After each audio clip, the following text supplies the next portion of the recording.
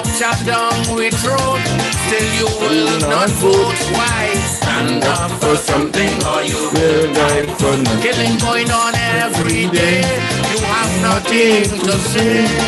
Stand up for something or you will die for nothing. Stand up, stand up. Stand up for something or you will die for nothing.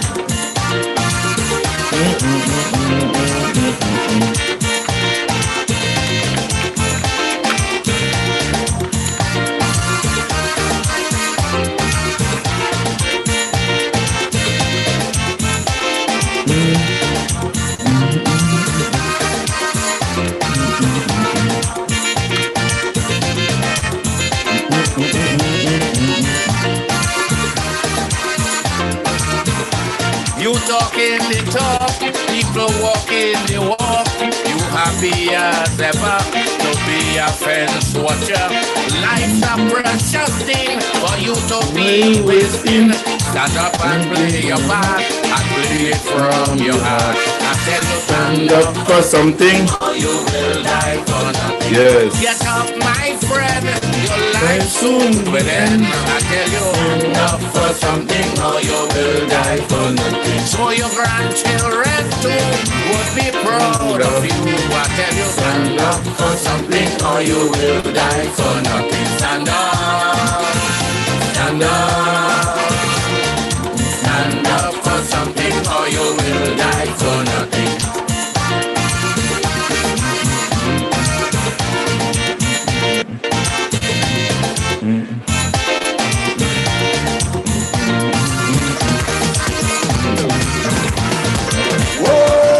Alright, ladies and gentlemen, good night, good night.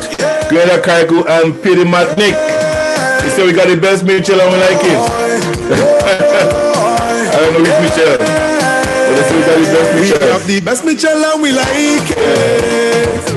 Young, intelligent and the best Mitchell and we got the best doctor in the house tonight. This Mitchell, Dr. Mission, Dr. Justin Fair.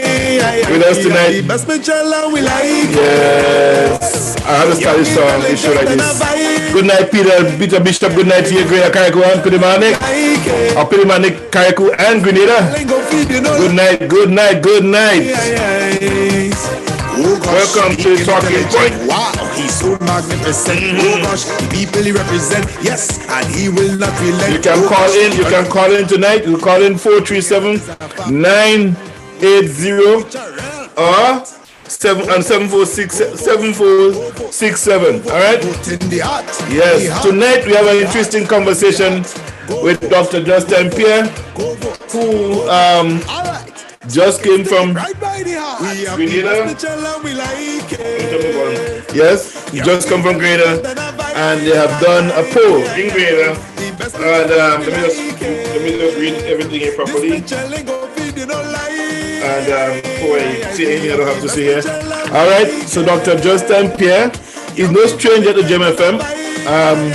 He just returned from Grenada, and they have done a poll on election. Sort of, yes. He will give you more details about that. What happened here? I touched the wrong button. Okay, I didn't touch the wrong button. Yes. So Dr. Justin Pierre, PhD. The latest poll in the Grenada 2020 election, top 20 concerns of voters. We talk about that tonight, and many other things. Who fit in well, who is more intelligent, and who is most intelligent voters, where they're from, and what section of the economy and the country they're coming from. Talk about all that tonight, and who actually sponsored the survey, and so on. So we will talk about all of that tonight. Who is it? So we will talk about that tonight.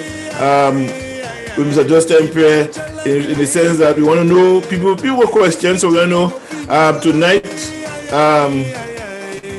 all of the workings behind the poll, who paid for it, whoever brought it into being, and how it come about. So Mr. Justin Pierre will be just tonight for a long time, I guess, and we have some folks to join us tonight from the United States, hoping they get the time to do that. They probably will be here. And we have Hudson George and others will be joining us on the phone and on live here tonight. So, Mr. Pierre, good night again. Welcome to Gemfm. That's another, we have the best Mitchell and we like it, yeah? And we have the best doctor tonight with us, Dr. Justin C. Pierre. He's Grenadian. He's also living in Canada as well.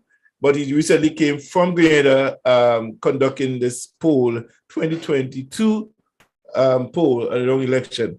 And we'll talk about it tonight. So, Doctor, could you please introduce yourself to our listening audience?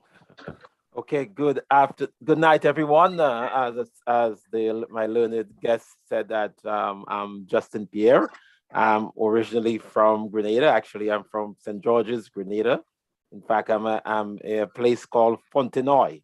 So that's the western side by Grand Mall. So those of you who listening and do not know about Grenada, you all should come down to Grenada. It's one of the better countries to visit.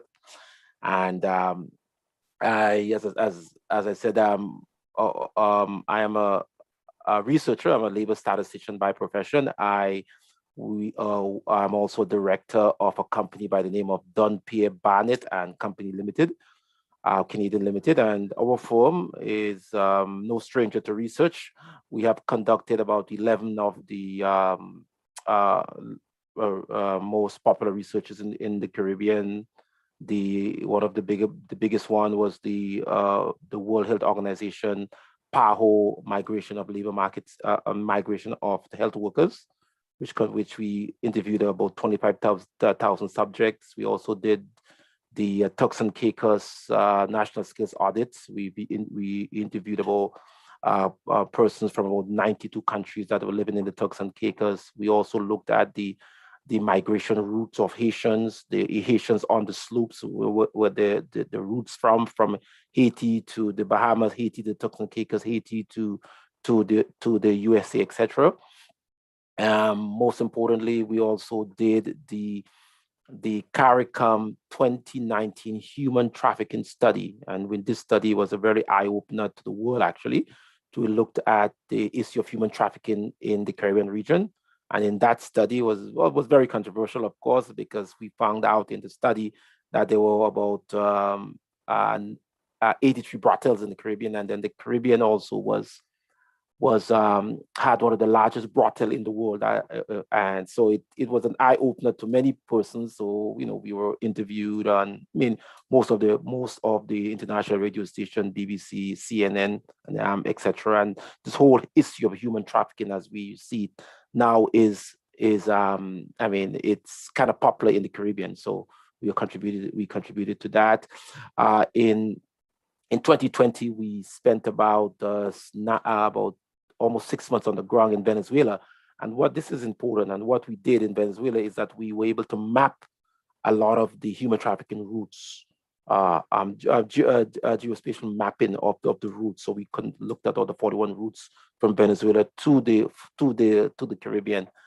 And basically what we did is that, we took the information. So we met with, we are known to the region. So we met with like the various agencies, the government of Canada, the embassies, and also we met last month. We also met with the U.S. State Department on the whole issue of human trafficking within the Caribbean region, and we had a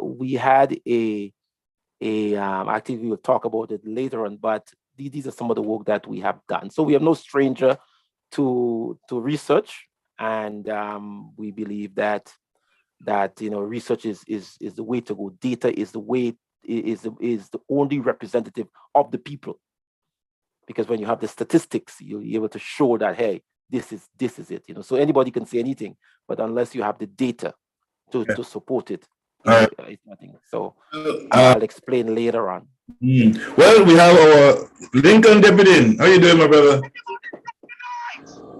Hello. All right, Lincoln is there, but I think you have some noise in the background. Well, Dr. Pierre, I want to again officially welcome you back to Gemfm for the 6th time or something like that. Yes.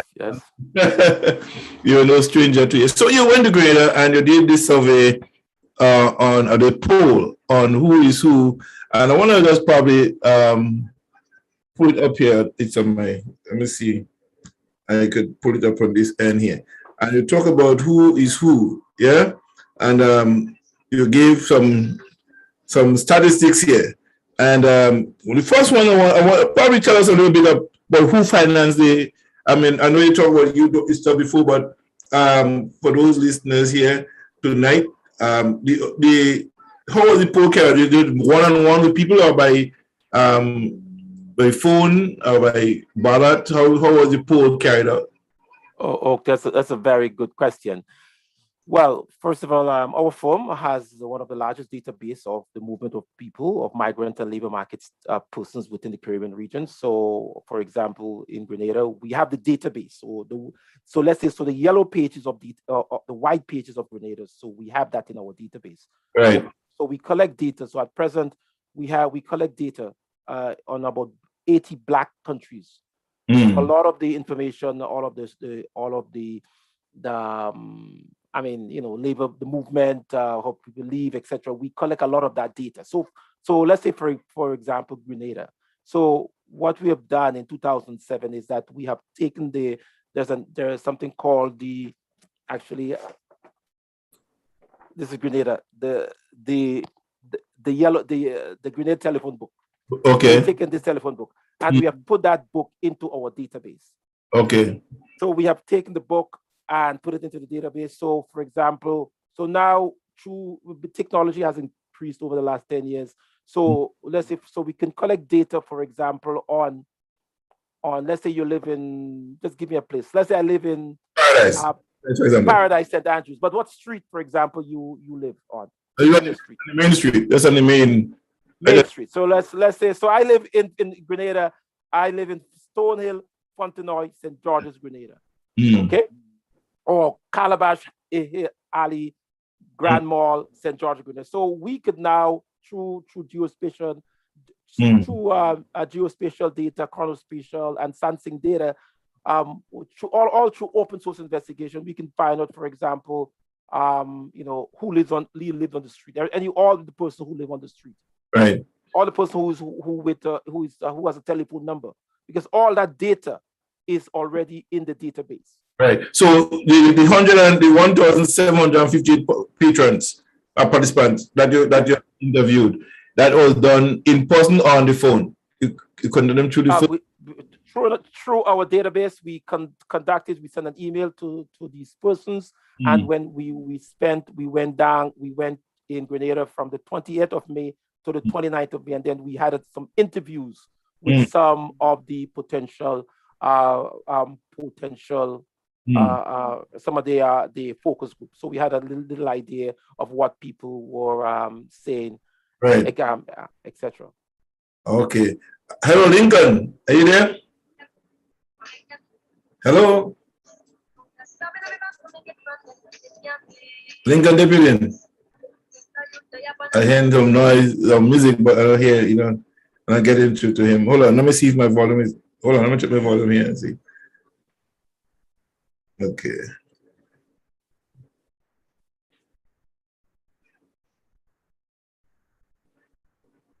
Hello. Hello.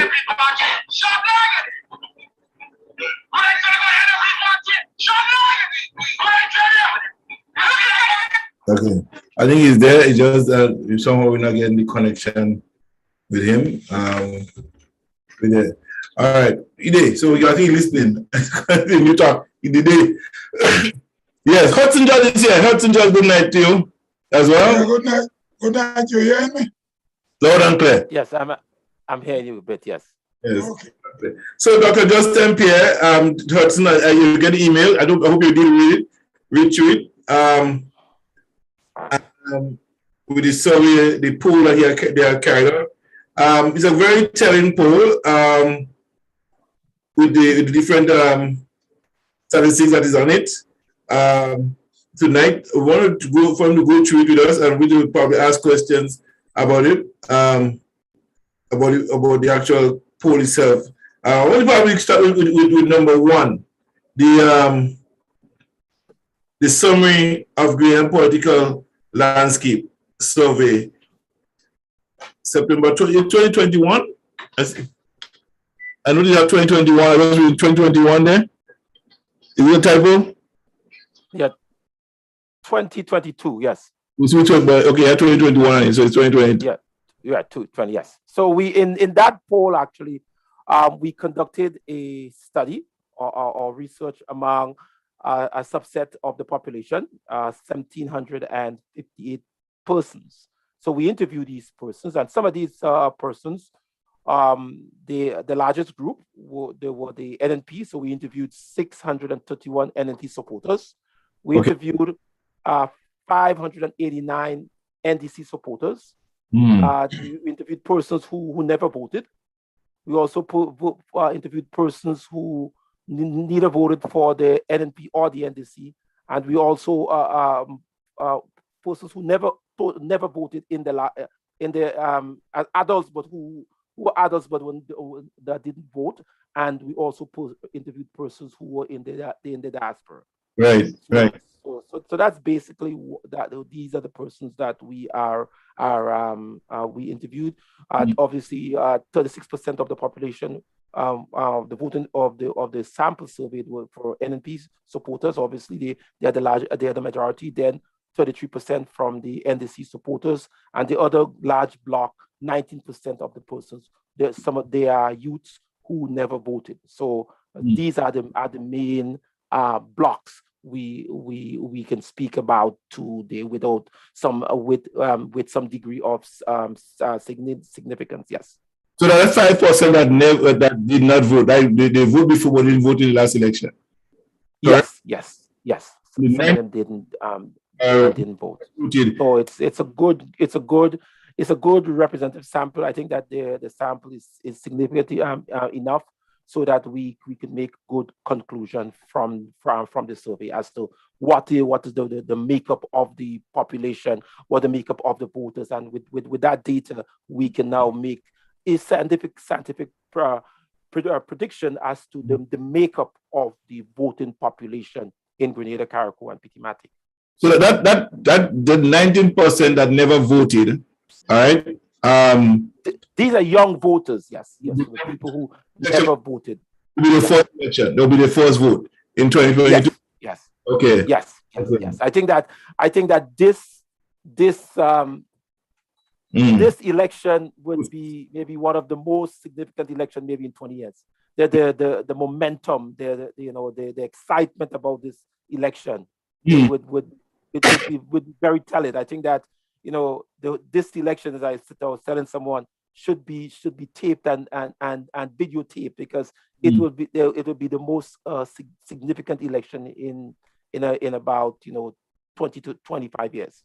I want to ask you a question, because I've noticed the educational level of all voters who participated in the survey, and you have the education level of voters, and I think later on you have who or which party it belongs to, which party they support, right? Yes. So could you explain to our viewers and listeners about the education level and how you go about doing that particular one, getting the people? Okay. Yeah. Okay, good. This is a very good question. So what we did is that in the survey, the question that we asked persons, what's your highest level of education? Either your highest level is either primary school or less, either you went to secondary school, either you went to TAMCC, or either you have a degree or higher. Right. And from the survey, from the poll, we found that 48%, which is the highest block, 48% they reached secondary school or higher. Right. Okay.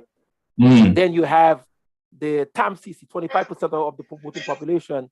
They on the questionnaire, question 7 of the questionnaire, they said that they attained TAMCC education or high or equivalent. Right. We also had 13% of the entire population had a degree or higher, and we have 14% of the population had secondary school education or higher. So we see that the largest block of persons in in the voting population are persons with secondary school and primary school education. So that, so this is significant in terms of how what you see on the ground. So 62% of the population from our data had secondary and primary education. So that is very, very important to see the makeup of the voting population in PT Martin, Carriacou, and Grenada. How significant is that number of those at that 48% in terms of voting? Where the power shift to? Well, this is very, very important, okay? Because for example, you have 62% of your population, the people who vote, the people who decide the ruling of the country, who determine the fate of the country. If 62% of these people have primary and secondary school education, it shows what trend the poll can take, what trend the election can take. And I was reading an article from I think one of the newspapers that says that they are expecting Dr. Keith Mitchell and Mr. Dakin and Mr. Mitchell to have a debate. Right. And I said that can never happen. Okay, why? Because look at the makeup of the population. Yes. So these things cannot happen, and so it's very significant to know the buy-in. The would not be participating, and again, you have at that 48% may have a bias. Right, at the level of education there, right? Right, good. So yes, so that's good. So for example, now when we take the general population of persons who are from the NDC or the NNP, so when you stripped all on the survey, we indicated that we asked people how many persons who voted the NDP or who supported the NDP. So from that population, we know that, for example, from our voting population, we know that 36% of the voters supported the NNP. And we are at the NNP, and we asked these 36 from that subset. We asked them, for example, how many of them had primary, secondary school education, etc. And this is very interesting. As I said, education is not an indicator of success or anything like that. But I'm just saying, from the statistics perspective, what the poll said. So from the supporters of the NDC, you have about 30% of the population had a primary had a primary education. That put 40% of the voters. We look at the typical makeup of an NNP supporter. 47% of these people had secondary school education. 20% of them had TAMCC education, and a degree and higher. 3% of those surveyed had a degree or higher. So we know that in the general population, most persons who have primary school education, they're more likely to support the NNP than, let's say, the NDC. So when we look at the NDC, as I said, that this is not an indication of anything. It's just a poll. So when we look at the NDC, we see that 17% of a typical NDC voter have a certain level of they are degree. So right. we see that, for example, an NNP, where 3% of an NNP supporter have a degree, while you have an NDC supporter, you have about 17% of NDC supporters have degrees. So that shows a significant how you message. So your messaging goal, and so you yes. The goal is at 48%. How do you see the outlook and buying to the vision of the party and the messaging of any particular party to that 48% into either camp? Right. So, for example, so we have so 3% of the NNP have a degree. Yeah. So NDC. So in terms of TAMCC, people with TAMCC education. So with the NDC, you have 41% of these persons went to TAMCC or higher, okay? Compared to 20% of the NNP. So 47% of your typical NDC supporter, 41% of those persons attain TAMCC education, right, compared to 20% of those persons with the NNP. right. So let's say, for example, for secondary school education, with the NNP, you have 47% of those persons attained a secondary school education, and with TAMCC, and with NDC, only 26% of the population, of the voting population, had secondary school education. So as you go higher in terms of education level, you have more NDC supporters. As you go lower in the education level, you have more NNP supporters.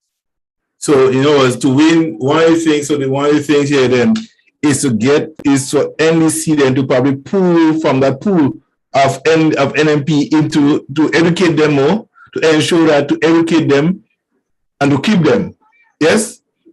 Well, yeah, I mean, you could say that. As I said, I am not, nobody has advised me to give, I'm not a political advisor.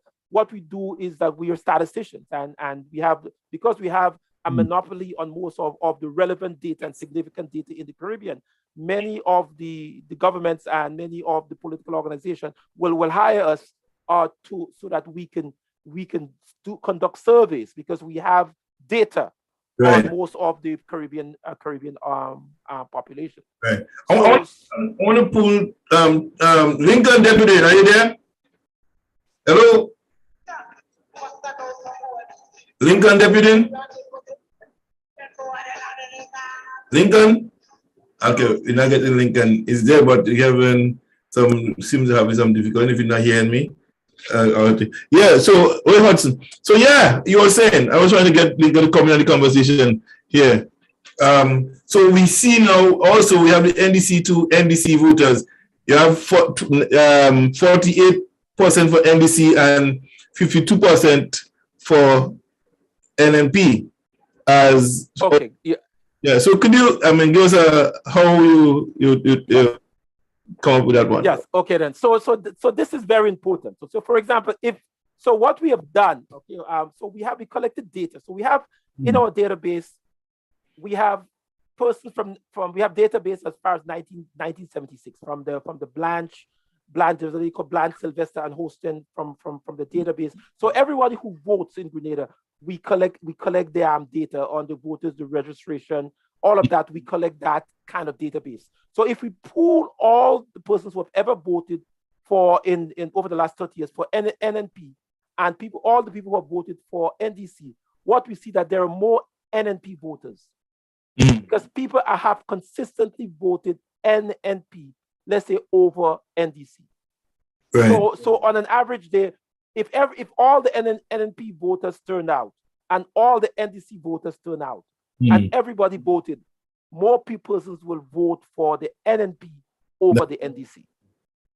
Wow. Based on the data that we have. Okay. In fact, in the last election, NNP won over NDC by about 10, maybe around 10,000 people. Right. So it's a very small margin. Okay. So we've seen that a typical voter in Grenada, these countries have just basically a one main party and an opposition. So if all the NDC voters turn out and the NNP voters turn out, most likely the NNP, obviously based on the data, of course, would be ahead in this election, will be ahead. Okay, so that does not say that things cannot happen. Right. So, wow, I know it's Hudson. I feel anything to add here. Well, I could only put a little. Yeah, go ahead. I could put a little political and social science twist on it. What the data Mr. Dr. Justin Pierre presents is correct. I mean, if you do social science in school, you will understand it. It's just giving it in figures. Right. And there is a history behind it. Right. You have to look at, go back and check Grenada elections after the invasion, after the US invasion. And if you look at the pattern of voting, you will see why the NNP keep dominating the elections.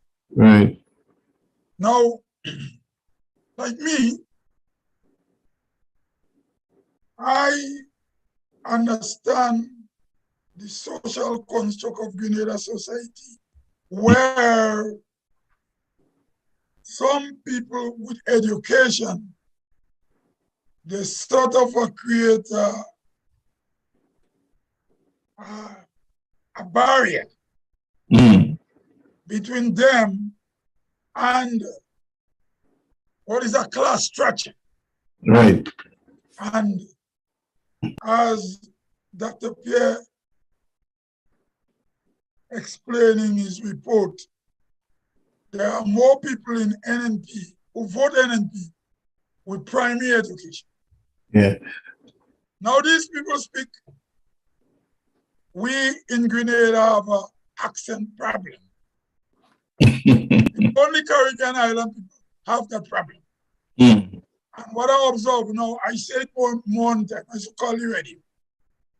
And a guy get a job from the countryside, he pass English language, he still have his country accent.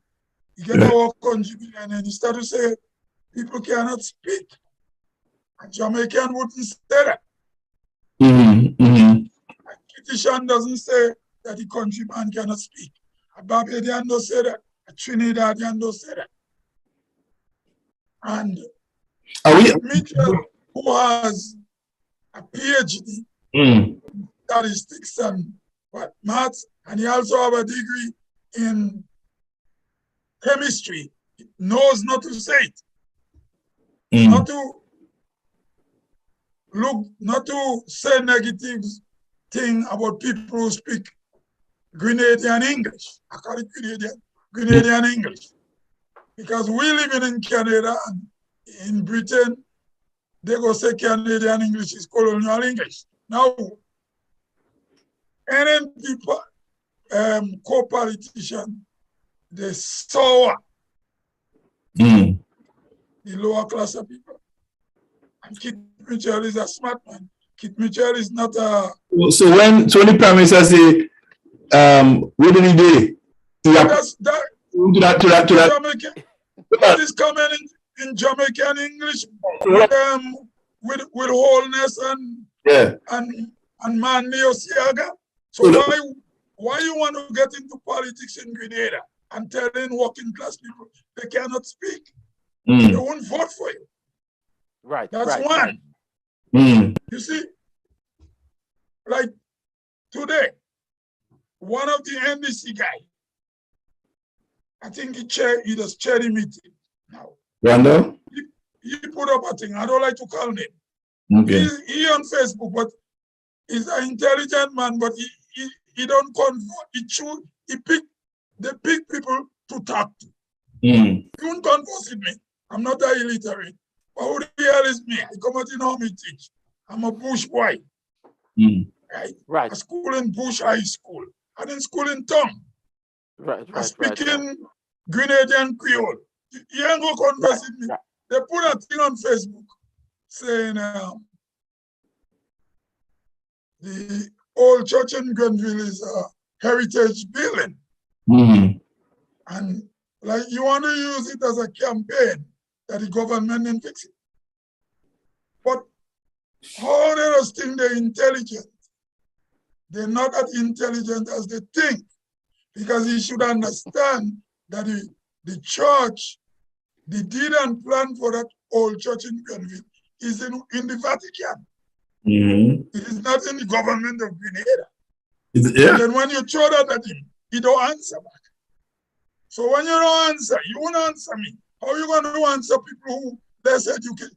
How are you going to socialize with people who less educated than me to win them over?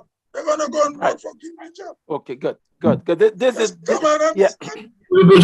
saying, Dr. Pierre. So when he comes and say, where did he do? He right.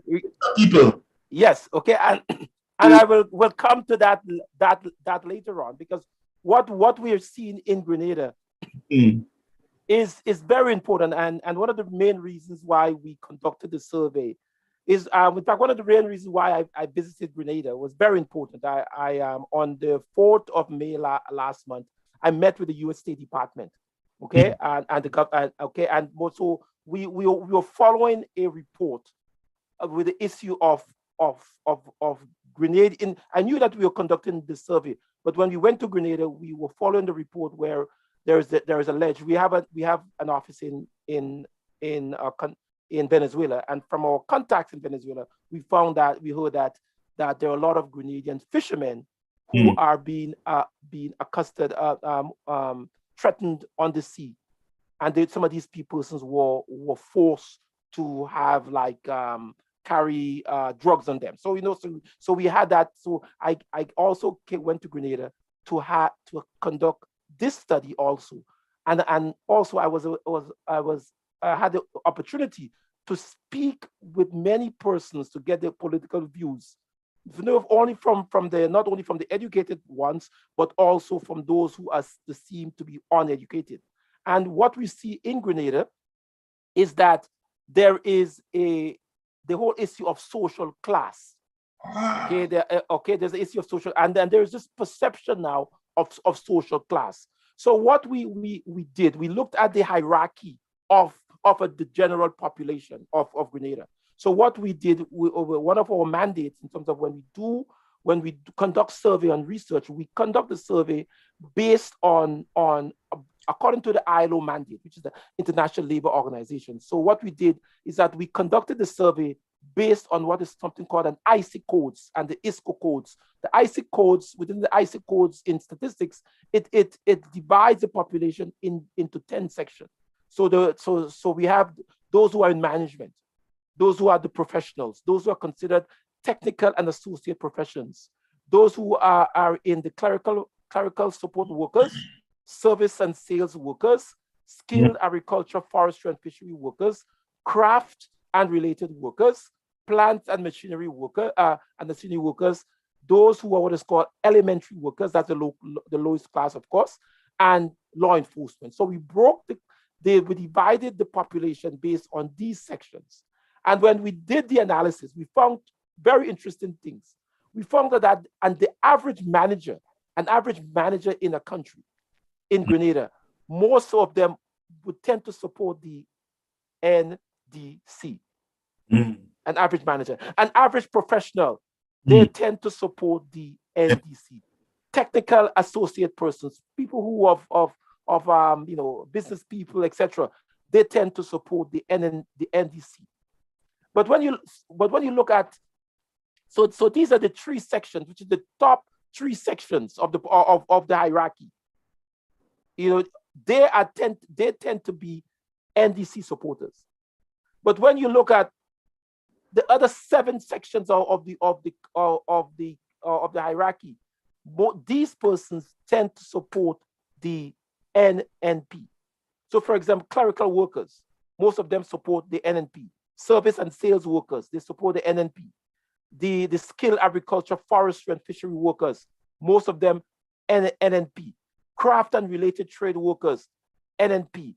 Plant and machinery workers, NNP. The elementary workers, the unemployed, those who are near employment, they tend to support the NNP also, and a percentage of law enforcement, not a lot, tend to support the NNP over the NDC. But that is significant in terms of how you plan your election, how you plan your voting mechanism. And that's why it's also important to analyze the hierarchy to see where to plant your message.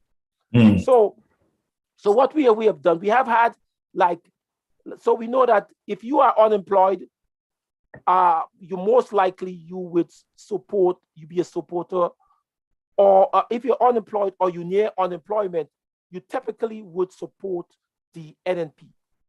If you're less educated, you're most likely to support the NNP, because as we say that NNP is like quote unquote a poor people country. It's tend to support the poor people over the NDC. That is the perception. But we have, for example, two outliers. Okay, so when we take out nurses, for example, and teachers, you find it is very significant. So the average nurse, for example, 63% of nurses will put the support on the NDC over the NNP. And what is also significant is that 71% of all nurses, or all those who support or in the survey, 71% of them said that they were aligned or would support the NDC in the upcoming election. So nurses will support the NDC, and teachers most likely to support the NDC. Yeah. So we looked at managers. So 68% of managers are most likely to support the NDC over the NNP. So professionals also, they will support the NDC over the NNP. Okay. And also law enforcement, most of them will tend to support, not a lot of them, it's almost equal, 48 to 52% will favor the NNP over the NDC. And that is normal, because in any country, the law enforcement tend to support the ruling party. So that's normal. Okay. So messaging has to be important, and who you're trying to attract to your party for voting rights, voting preference here, right? Yes. Whoever wants to win election must address, message must go direct, get to that 48% of the secondary and primary voters, right? Yes. How do they actually get to change that in this short space of time? Now you have less than 2 weeks. Right. Right. Good. As I said, I just want to qualify. I am a researcher. I'm taking the data as a statistician. We are blind. So what we are very concerned with is the presentation of the data. So, for example, if you look in the what you call the based on the IC codes, the elementary occupations. So the lowest level of persons, lowest education, lowest unemployment status, 65% of these people tend to vote NNP over NDC. But why would they want to do that though? If they unemployed, the government is not employing you, there's no jobs, and your hardship is great. Why would they gravitate to a party like this though? Simple. I have Lincoln is saying here simply, more working class support NNP. Hence, just with Gary at GLP, the NNP wins, not because of Obia or Tiffin. I mean, science just prove it here. Research just prove that here, right? Politics 101. I'm guessing the number of nurses and teachers will have favor GMP and NJM similarly over the GOP, and this is so true. So there has to be a fix, and if NBC get hold of this survey, I think they never work on for them to get that 48% that votes that is 19%. 19% they need. I mean, if I was, I'm not a political advisor. I mean, remember that I'm not a CIA supporter. I'm not, I don't work for the CIA. I'm not a political advisor. I don't get any money for this. We just collect their data. So if for example, I think my data was presented to both to the NDC and to the NNP. Okay. Okay. So the data I have that I presented there is went to the both organization. I'm a patriot. I'm a true Grenadian, and I do not take sides. I mean, obviously, I'm from a place called Fontenoy. So Fontenoy is like what we call like NNP country, okay? But I mean, I've never voted in my life, okay? So in Grenada. So, we here at Gemfm, we always say we live in Grenada but work in Canada and the United States. Simple. Right, good.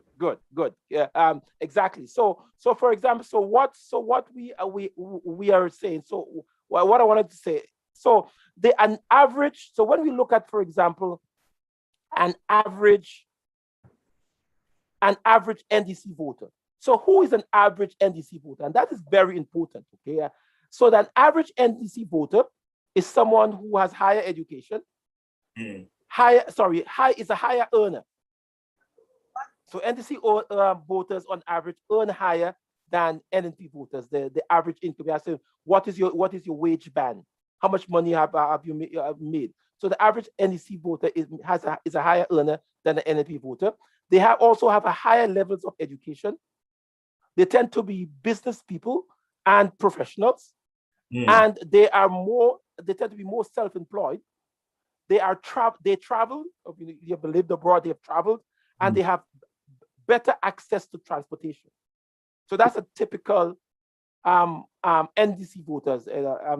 Most likely, if you see someone who has a NDC voter, tend to more likely to have a car than an NNP supporter. I'm just trying to be basic. So in my psychic thinking, before Watson coming, in other words, if NDC wins that election, if they win this election, the task for them now is to make sure that 90% of that NNP base be educated. Well, yes, that's very good. Educated, but what is very important? That's why this election will be the most significant election in the 30 years, because we have a very large block, which is 19% of persons who have never voted before, the young people, and these are the ones in later on in the discussions when we talk about some of the concerns that the young people and the undecided mentioned in the survey. These are critical, and later on in this presentation, we will hear that. So I just want to continue shortly, so that to say that most of the voting population comprise of elementary workers, the unemployed, plant and machinery workers, okay, trade workers, and most of them support the NNP. So you have the elementary occupation, the plant and machinery workers, the unemployed, then the near to unemployment. Okay, they support the NDC, the NDC voters. And the reason why they support you, this is significant. The reason why they support the NNP is because of leadership, their perception of leadership. So when you ask people, what do you want in a leader? And this is significant. What do you want in a leader? So the information, the things that they will tell you is very, very, very significant. Yeah, I mean, what? Yeah. So we have the top 10, 11 characteristics that people search in a leader and they want in a leader. And significantly, what we see is that the NNP leader has many of those qualities. Right. And despite the education, despite the lack of income, despite what is going on, they are aligned to this leader. Kind of leadership.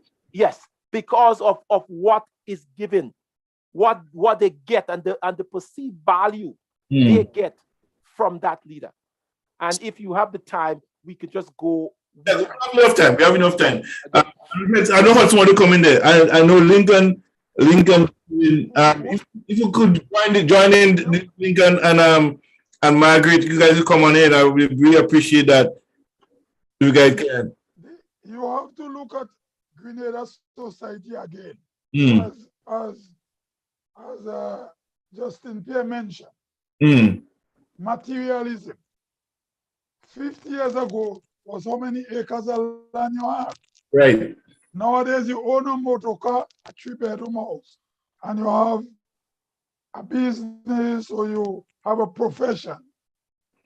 you feeling that void that was not there 50 years ago. Not too many people have 30 and 40 acres of land again. Because let's say grandpa had 50 acres of land. He had 6 children and he has 60 grandchildren now and 10 great-grandchildren. So the land now, when you call it up, it's smaller. But the reason why you have more NNP than NDC is simple. Right. Yeah. When the NNP was in power, the unemployed, in the 2 times the NDC was in power. Sorry, the NDC was in power. The unemployed didn't benefit. So, because they didn't benefit, they lost trust in the NDC. So, whether the NDC go call them needy, greedy, and stupid, they don't mind if they're going to get something from the NNP seasonal, whether it's Christmas, Easter, Carnival, whatever, they get something, and perhaps they could go to an NNP politician and ask for a handout. Very good. But when they go to an NDC politician, they go tell them they're lazy. Right. This is very. It's just simple politics, and the mentality of the core NDC people is not attractive to working class people. There's most of them are snobbish people. I mean, get it. It's simple ABC of politics. Mind you, most of the comments I'm making, if I was in Grenada, I wouldn't vote either. But maybe later I will tell her why I wouldn't vote. Okay. Yeah. But I'm genuinely explaining why the NNP is winning. Dr. Pierre. Yes. As I said, I'm not taking sides whether the NDC. I'm blind. No, I'm not taking sides. I'm just presenting their data. So what I want to continue. I want to continue. You mentioned, my colleague mentioned a very significant part. People are unemployed, people are not getting work, and they still will vote for the NNP, or they still will vote for the NNP. They've basically not voted for the NNP. They are voting for a leader. Okay, they're voting for a leader, and we ask the people, why? What do you like in a leader? And this is very important. These are the qualities. Okay, first of all, even though they're not employed, they have the main reason why they choose somebody as a leader. That person has to be educated. So he has to be educated. Second reason, he can speak well. He's very eloquent, brave, fearless, can identify with the people. He's accessible, people friendly. He returned my calls. He's not afraid to speak in my language, as one thing the guy said. Okay? And they know them by the first name. Okay? So this is significant. Remember that why you choose the leader. He's got to be educated. He speaks well. He's very eloquent, brave, fearless, can identify with the people. He's accessible. He's people friendly. He returns calls. He's not afraid to speak in their language, knows them by their first name. Okay, and sometimes so this is very significant. So when we went to the focus group, when we had the focus group in Grenada, and you said you're not working, your family not working, but you still an NNP supporter. Okay, so why? Give me reasons of reason. She said, sir, I just wanted to read the quote. But this is very interesting. She said, sir, sir, she was mentioned to the leader of the NNP. She said, sir, We know just in her language, obviously in the Creole language, in the Grenada Patois language. She said, "Sir, we know he can dance. We know he can dance, but so he's still dancing for us. We know he can dance," she said, "but he's still dancing for us because we like him, because he's a part of us. When they see an educated man on stage speaking in broken English, dancing, making a fool of himself on stage, they can identify with that." I mean, and this is so significant. It's not necessarily about the leader that is a leader, but their impact, their connection to that leader. And that is very significant in terms of understanding Grenada politics. In the sense that we know that leader has the ability to speak in their language. He can speak their patois. He can speak in broken English. He can say how he dare, and he will dance among the people. That's what the people like. He's educated. He can, even though he can speak well and eloquent, and he's also eloquent, but he can also pivot to speak in their language. Yeah. So the NNP leader is very charismatic, and as a result, the voting population, which is the majority, which is the people who are on the lower echelon economically and socially, that's why they gravitate towards him. And that is significant in understanding Grenada's politics. When we talk about educated individuals, I think that is quite often the line that is often drawn with the NNP supporters and the NDC supporters. They're more than the ground, they're educated, they can't, and those things, people have heard this stuff thrown at them. Even on the social media, some of the operative from the NDC will make those statements to people. They'll get all the down skin out of the life, all those stupid people out of the life, go to NNP live. So they not even knowing who the person is that is making the comment. And sometimes the person make a comment not being rude or anything, just make a comment based on the observation. Right. And that is significant because remember that the largest voting bloc, the largest voting bloc in Grenada comprised of persons who have the highest level of education is secondary school. Yes. So it is significant. So if you want to make an impact on people, you have to realize that who your audience is.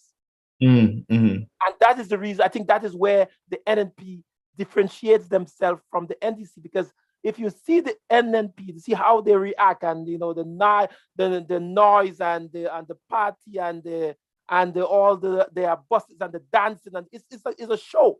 It's entertainment. Right, entertainment. But it's very strategic because it's entertainment for a specific class of people who, incidentally, is the largest voting bloc in the country. Right. So I stuck with this because when I read this stuff, I see a lot of ground to be covered, but you have to be done in a constructive way. You have to change the mindset. That the mindset from the people, but your mindset to change now to adapt to them, to bring them to your level. And which means that if, God forbid, if they win the election, right, they will have to do a major overhaul in the education system to get people up on par. Because which means now that if that a youth vote, because NNP still have a youth vote there, right? Besides this survey, there are a lot of people who are thinking that no, that is only for now. We are going to vote NDC anyways. Some people who are in NNP camp right now who seems to be undecided. They are saying, look, I don't want to be showing up because I need my job. I'm scared to lose my job, so I'm not going to show up myself. But when I go to vote, I'll be voting NDC, right? So do we wait an election to see the actual result? Based on this survey, we could say what that could say, NNP could win by the margin of 3% or so, right? But come election day, based on what's happening now, the momentum that is kicking around now in Grenada, like Papa Khan now, that concert is a big concert. You know, a lot of people going to go into that, even though they're supporting NSD, but you love the artist, you will be going to that jam session today. You know, Right. Yeah, and that's very important, because we have to look at your market, your target market, and the target market for the NDC is the secondary and primary, and to a lesser extent TAMCC persons. right. Okay, so they see things differently. They see entertainment and short-term gratification, and that is okay, because you want to win the election. So go ahead. So it's very important to know who your target market is, and I think that in Grenada it's very scientific. I think that how they view their election is very, very, very scientific, because the NNP is targeting a specific block of people. Yes. Okay, their language is for a specific block of people. Everything they do is for a specific block of people. Right. And that is strategic. And if as I said, I'm not an advisor, but if the NNP, if the NDC has to win the election, has to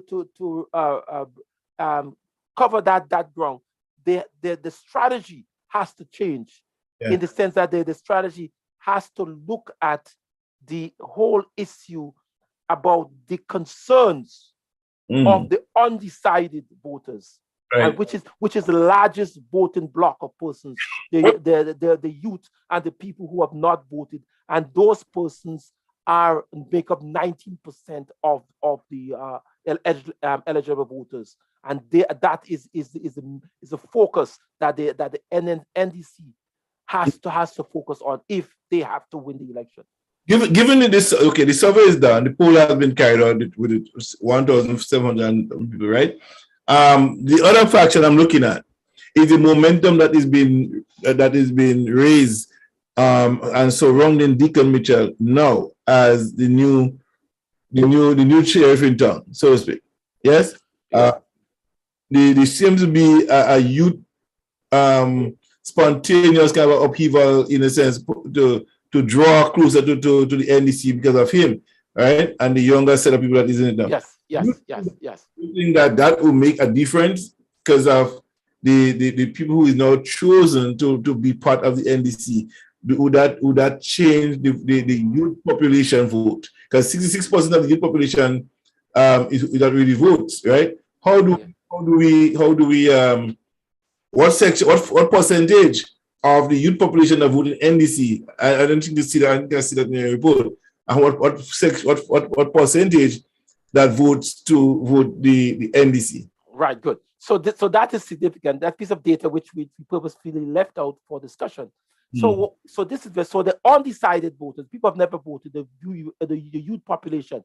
The youth population have a lot. They are angry. There are a lot of challenges they have with how the state of things over the last 5-10 years.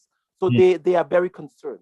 And from the various focus groups, most of them would tend from the data, okay, close to 59% of them tend to favor the NDC.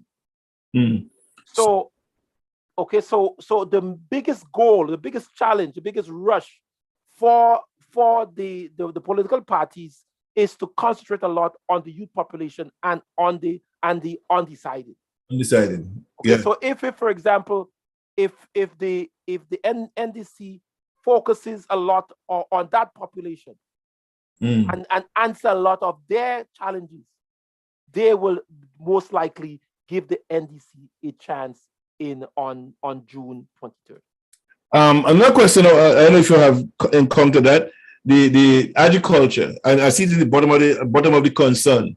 Why is it that, why do you find that people but that would be at the bottom of the like almost the bottom of the concern, agriculture? Okay. Okay then. So for example, we ask persons what are the main cause of concern in the election or in the country, and persons gave at least 33 concerns, but we only tagged 20 of them. And I think that in the report we presented the 20 of them. For example, the issue with, I just discuss them, and then I just mention them, and then we can go back to discussion. So one of the concerns, the pension payment is of a concern. Employment creation, the economy, developmental of the agro industry, housing and housing for nationals, land for the nationals, sports industry, education for relief for students, scholarship fund for students, healthcare and health insurance, skills training, tourism industry, marine industry, the agriculture industry, fishing industry, development of the health tourism industry, youth unemployment, culture, safety of the country, and corruption. So these 20 are the main concerns that the majority of the voters or the potential voters said that they're concerned with. But the main concern among everyone is this issue with pension. If you don't pay the pension, hey, I'm not voting for you. But what section of the population? Because not everybody qualifies for the pension in public, because people that vote. High percentage of the population, including the youths and children. Okay, 74% of the population say, hey, this is my concern. Because what? Some of these persons have parents, have uncles, have aunts, etc., who have been, quote unquote, as they mentioned, struggling for 20 years. So that is a big issue. Even though you might be 19 years old and you have no pension, but your mother, your uncle. Right. So if you don't deal with that, hey, we're not voting for you. So that is the biggest concern that has to be identified. The second one that has to be deal with and right away is the issue of healthcare and health insurance. The situation of the country is I mean, it's not the way that in the voters' mind that they would like it to be with the healthcare. The next one is the issue of youth unemployment. Yes. High youth unemployment. This is very good, and this is being driven by the youth, the people who have never voted before, and the parents. Okay, when you do the cross tabulation, the parents of young children, the parents of children who they at 30, you're in your 40s and 50s, and you still have to support your children in the teens and 20s. The whole issue of youth unemployment. And the next one, which is the four major challenges, is this issue of safety of country. And this is the biggest challenge that the NDC has to face. Okay, and yes, the NDC, okay, the NMP in power right now. Yes, the people are concerned about the safety of the country under the NMP. No, the safety of the country. What we ask people. So one of the challenges, people are of the opinion that if they give the NDC a chance, the country or the party wouldn't last the 5 years. So they're concerned about the longevity of the party. So that has to. So the NDC has to come up with an answer for that. Because that is of concern.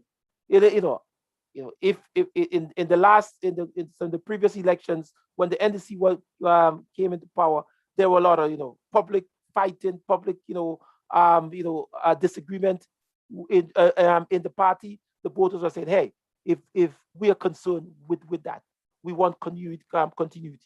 Okay, but now we have a situation where the same people, some of the people who were fighting NDC is now NMP. So how do you? And then another thing, in the people concerned here about the pension payment, right? Yes. Right, but you have a situation where, I think, hello, caller. Hello, I think I missed Lincoln here. Lincoln, please call back. Yeah, the concern is paying the pension, but 40% unemployment. Yes. Listen. People are unemployed. The unemployed people are not concerned about their state. Unemployment? Because why? Are they getting because government give them handouts? So don't worry about getting.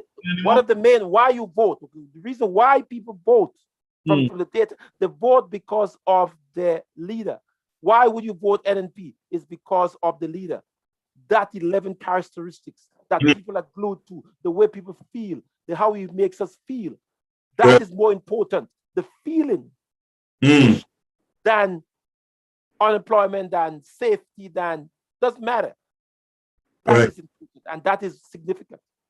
Wow. You know what I mean? For example, tonight there's a concert. You said yes. Look at the majority of persons who will attend that concert. You see young people, right? See what I'm telling you. So let me get back Lincoln here. I think we'll get him back on the line. Call him back. See if we get him.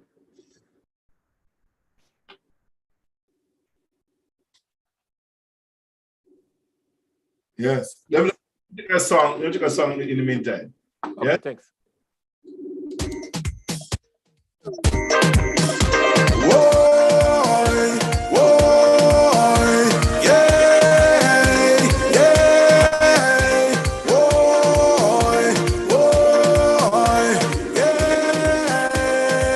We have the best Mitchell and we like it. Young, intelligent and a vibe. The best Mitchell and we like it. This Mitchell ain't go be no lie. And we like it. Lincoln, deputy, pick up your phone, man. The best Mitchell and we like it. This Mitchell ain't go feed you no lie. Hello. Hi. What's happening here? I don't get. Hello? Hold on, Toro. I think I'm not easy here now. I don't know why I'm not getting you. Let me see. Let me try to change my thing here. Now I had you, and now you're gone. Hello? Hello? Hello? Hello? Hello?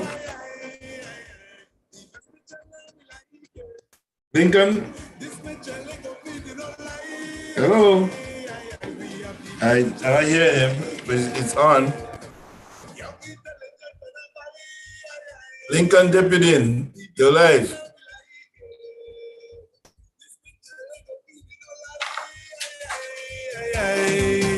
Voting Deacon for Prime Minister, for a prosperous screening.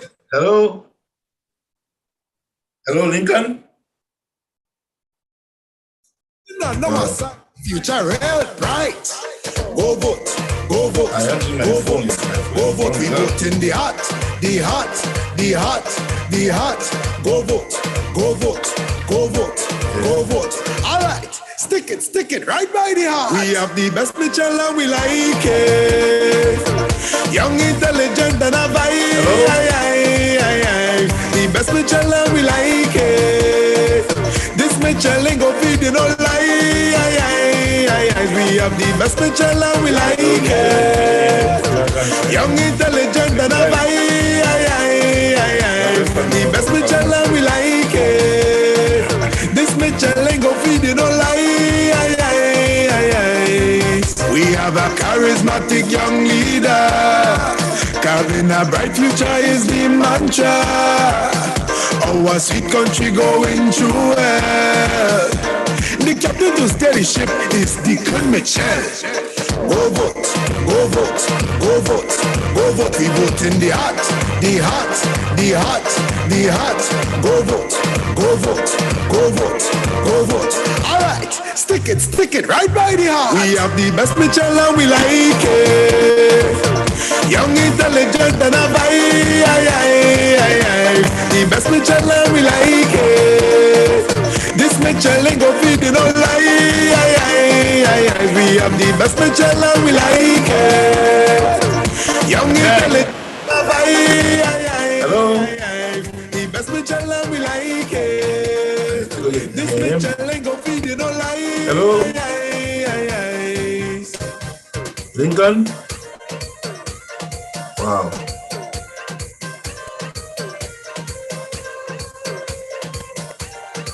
I'm not getting him. Plug in. Yeah. Hello?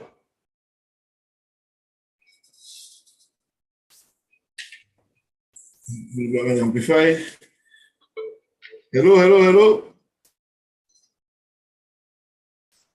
Hello.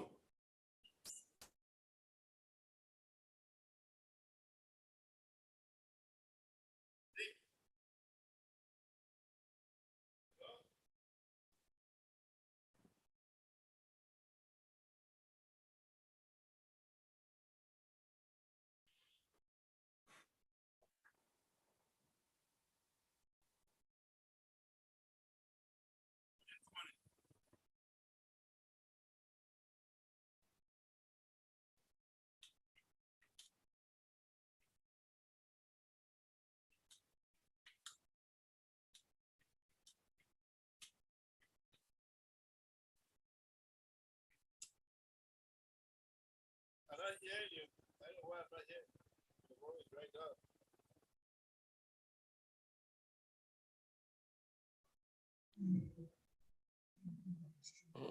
Nah. We finish that.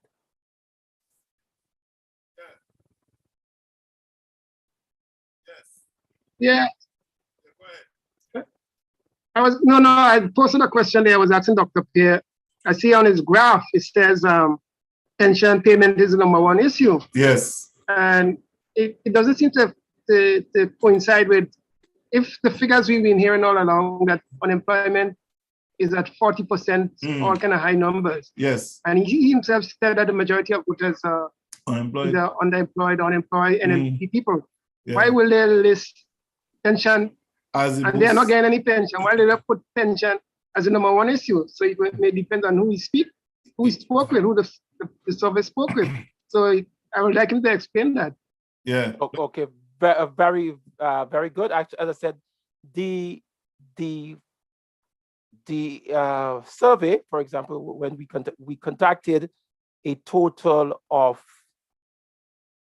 1,758 persons. 631 of them were NNP supporters. So it's just about, on average, about 36% of the population. And even though, for example, as I mentioned before, even though you're unemployed, okay, remember that the NNP supporter, it made up only 36% of the population, and many of them also have concerns with the whole issue of pension, because many of them have children, have fathers, have aunts who have been disenfranchised with the issue with regard to pension. So that is what they are serviced at. Okay. Any other question? So the 40% is not necessarily only NNP supporters, but the pension as a #1 issue is comprised of all persons who were sampled. Right. Okay. So even though the unemployed, and I think somewhere along the line we hear about eating a food kind of thing. So the food mentality, like the eating of food, they're not working, they still getting a pankwa here and there. They satisfy that over a real job. Is it right? Yes, and you also have to understand that what caused people, why people vote a specific way, is because of that issue of leadership, the quality of the leadership. Because that is the trigger. Okay, so that is like Pavlov. Okay, that's what brings them to the voting paper, because the leader is charismatic. He's educated, he can speak well, he's very eloquent, he's brave, He's fearless. He's accessible, people friendly. Okay, he's not afraid to speak it in their language. He knows them by name. Okay, so it doesn't matter if they are unemployed or they cannot get food, but when they in his presence, how he makes them feel. Right. That is more significant than them being unemployed, which is very. You could run the country, a whole lot of unemployed people, not just concerned about the leader is good. You could talk to them, you could meet them and greet them, and that's okay for them. This is okay for them. They're not, as I said, some of the issues. So, for example, in the song, we had the song where one of the guys said that he doesn't lie, okay, yes, and all the issues, and corruption is very little. It's low down in the main reasons. Lying, all of these things is not, some of the in the report they said that what you don't like about the NDC. Some of the things. Let me just note why you don't like. Ask you what you don't like about the NDC. Right. Sorry, about the NNP. They said that just one reason. Okay, good. Okay, but obviously that seemed to lie. Okay, of course. Only cares about them during the election time. Okay, that was the concern. Okay, and if the issue of corruption came up. Very interested in building roads. Okay, and they look at roads. Nothing in 38 years or 28 years. Okay, so that's not a concern. The issue about corruption. The guy said corruption. Hey, everybody corrupted. Every politician in the states, Trump. So why? Why? That's it. When you talk about corruption, of course we know what the situation is. But is he a good leader? Yes, despite. Even though he's corrupted, even though he lies, even though we're unemployed, we still. They just love his personality and personality. Yes. If you call him, for example, even though even though he doesn't answer, but somebody will always answer your call. Right. People feel empowered when they're around him.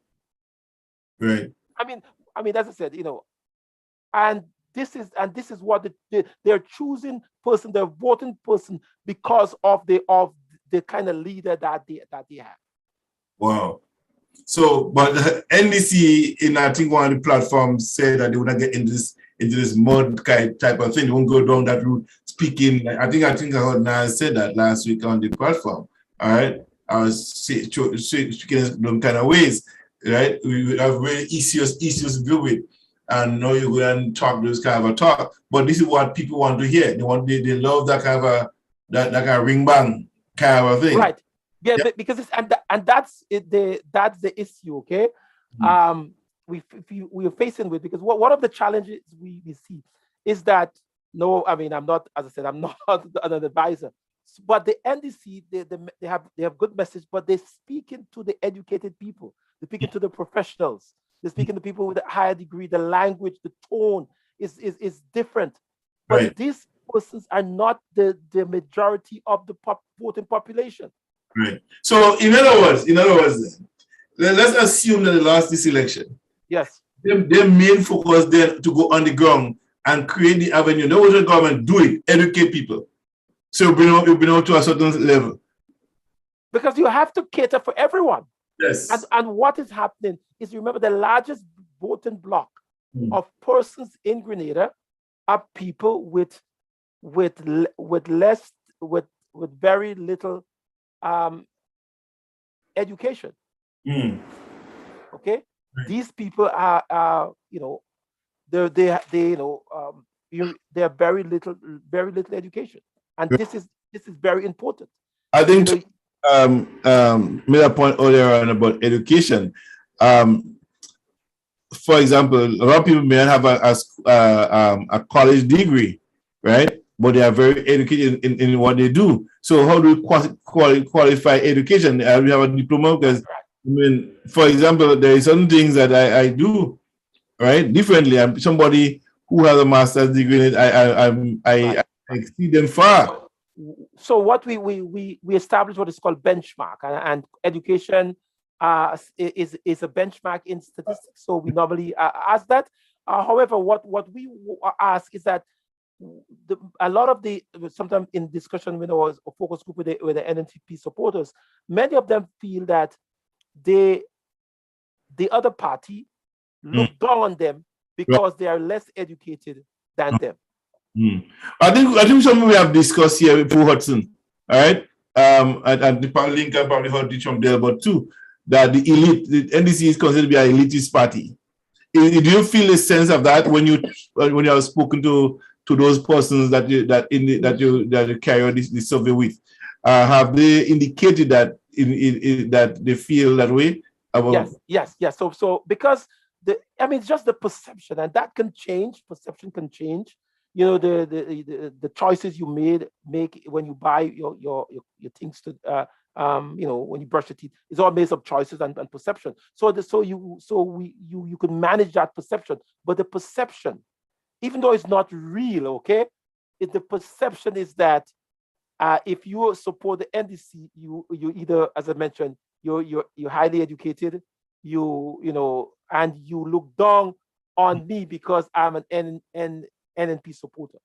What would you say to the people? I know you're not a politician, you're not a political strategist, anything like that. But what would you say to the people who say, look, we have the momentum, we have the people, we can't want to come to NDC rallies, we sure we're gonna have people win the seats. What would you say to those people based on your survey right now? Well, yes, it happened. As I said, the people. So, for example, Grenada, people tend to vote based on tradition. So, my mother is a NNPite, and I continue to vote, etc. So, people vote based on traditions. Okay, but what is very important in Grenada, and that's why this election would be the most significant, is that you have this block, this 19% of undecided voters, the youth, who will swing the election, and the both parties have to control the youth, and the message should be to the youth. So if the margin between NDC and NNP is very small, however, if you focus on the youth population, I think that they will do very well.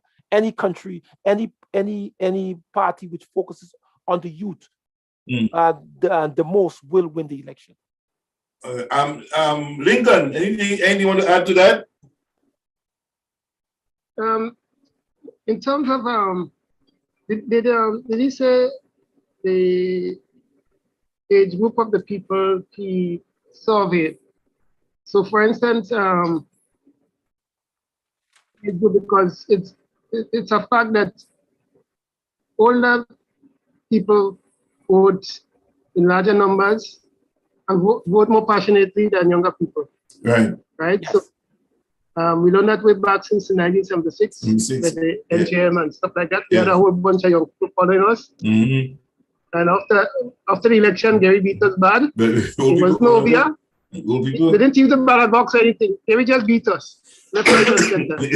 Because a lot of the young people, they slept the morning, and some of them couldn't even vote for Gainos. Yes. So, who are the people he surveyed? What was the age group and the breakdown? Was it majority young people, majority older people? Because that will give you an indication to what people are vote.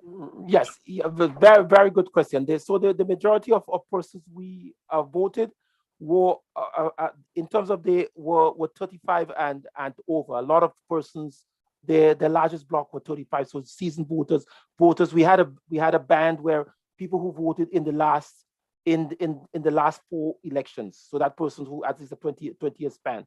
So we looked at persons who voted and who continue to vote. So for example, the persons who, if an NNP voter is most likely to vote NNP over a period of over a span of 4 consecutive elections rather than the NNP. So however, the youth population is another significant area of concern. Can you also give us, if that have ever happened, a sort of idea of how many people, what percentage in the last 10 years that become eligible to vote this year and what are they shifting? What are they get to? What party are they leaning into? I think that I don't have the exact data for me, so that as what we've seen, okay, over the next, like from 1993 to now, you have a larger and larger block of persons are most likely voting, especially the youth population. The youth population, I must say, tend to vote with NDC, okay, rather than with the NNP. But what goes well for the NNP is that they have more consistent voters. Okay, so their vote, so 57% of the NNP voters voted NNP over the last 4 elections, compared to 42% of NDC voters. NDC voters would switch, but it's very likely that the NNP voter would switch. So what has to happen is that the NDC has to concentrate, well, hold their base properly, but go into the youth population and the undecided voters. If you try to get, it's very difficult for an NDC voter to convince an NNP voter to move from NNP to NDC. Because based on the historic voting patterns. Okay. Anybody? Hudson George, your turn. You've been silent for a while. Before I go, I want to read what Margaret is responding here to. Toro, I disagree. Gary Thief, the election, they declare St. David's without announcing the count. In Southeast, people had to go rescue ballot boxes from the prison. I walk around with this with you there, with you. Yeah, Toro.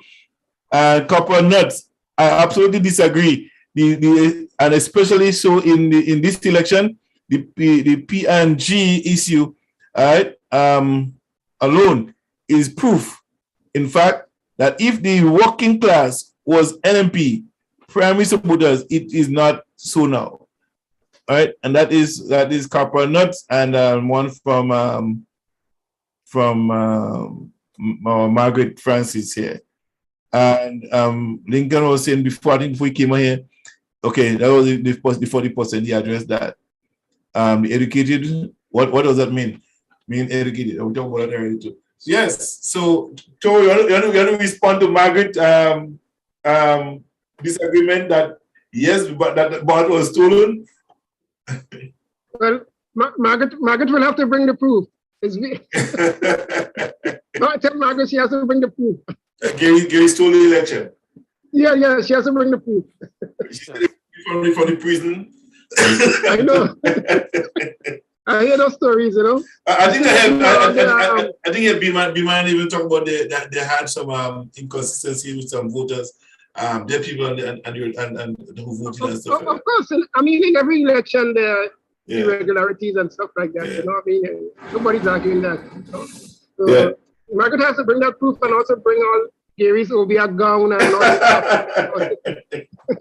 Yes. That's I mean, as I said, that with regard to but the situation in Grenada in terms of the labor market is difficult. Okay, you remember that the people who are in business, the highly educated people, tend to be at the top, but they are also in the minority.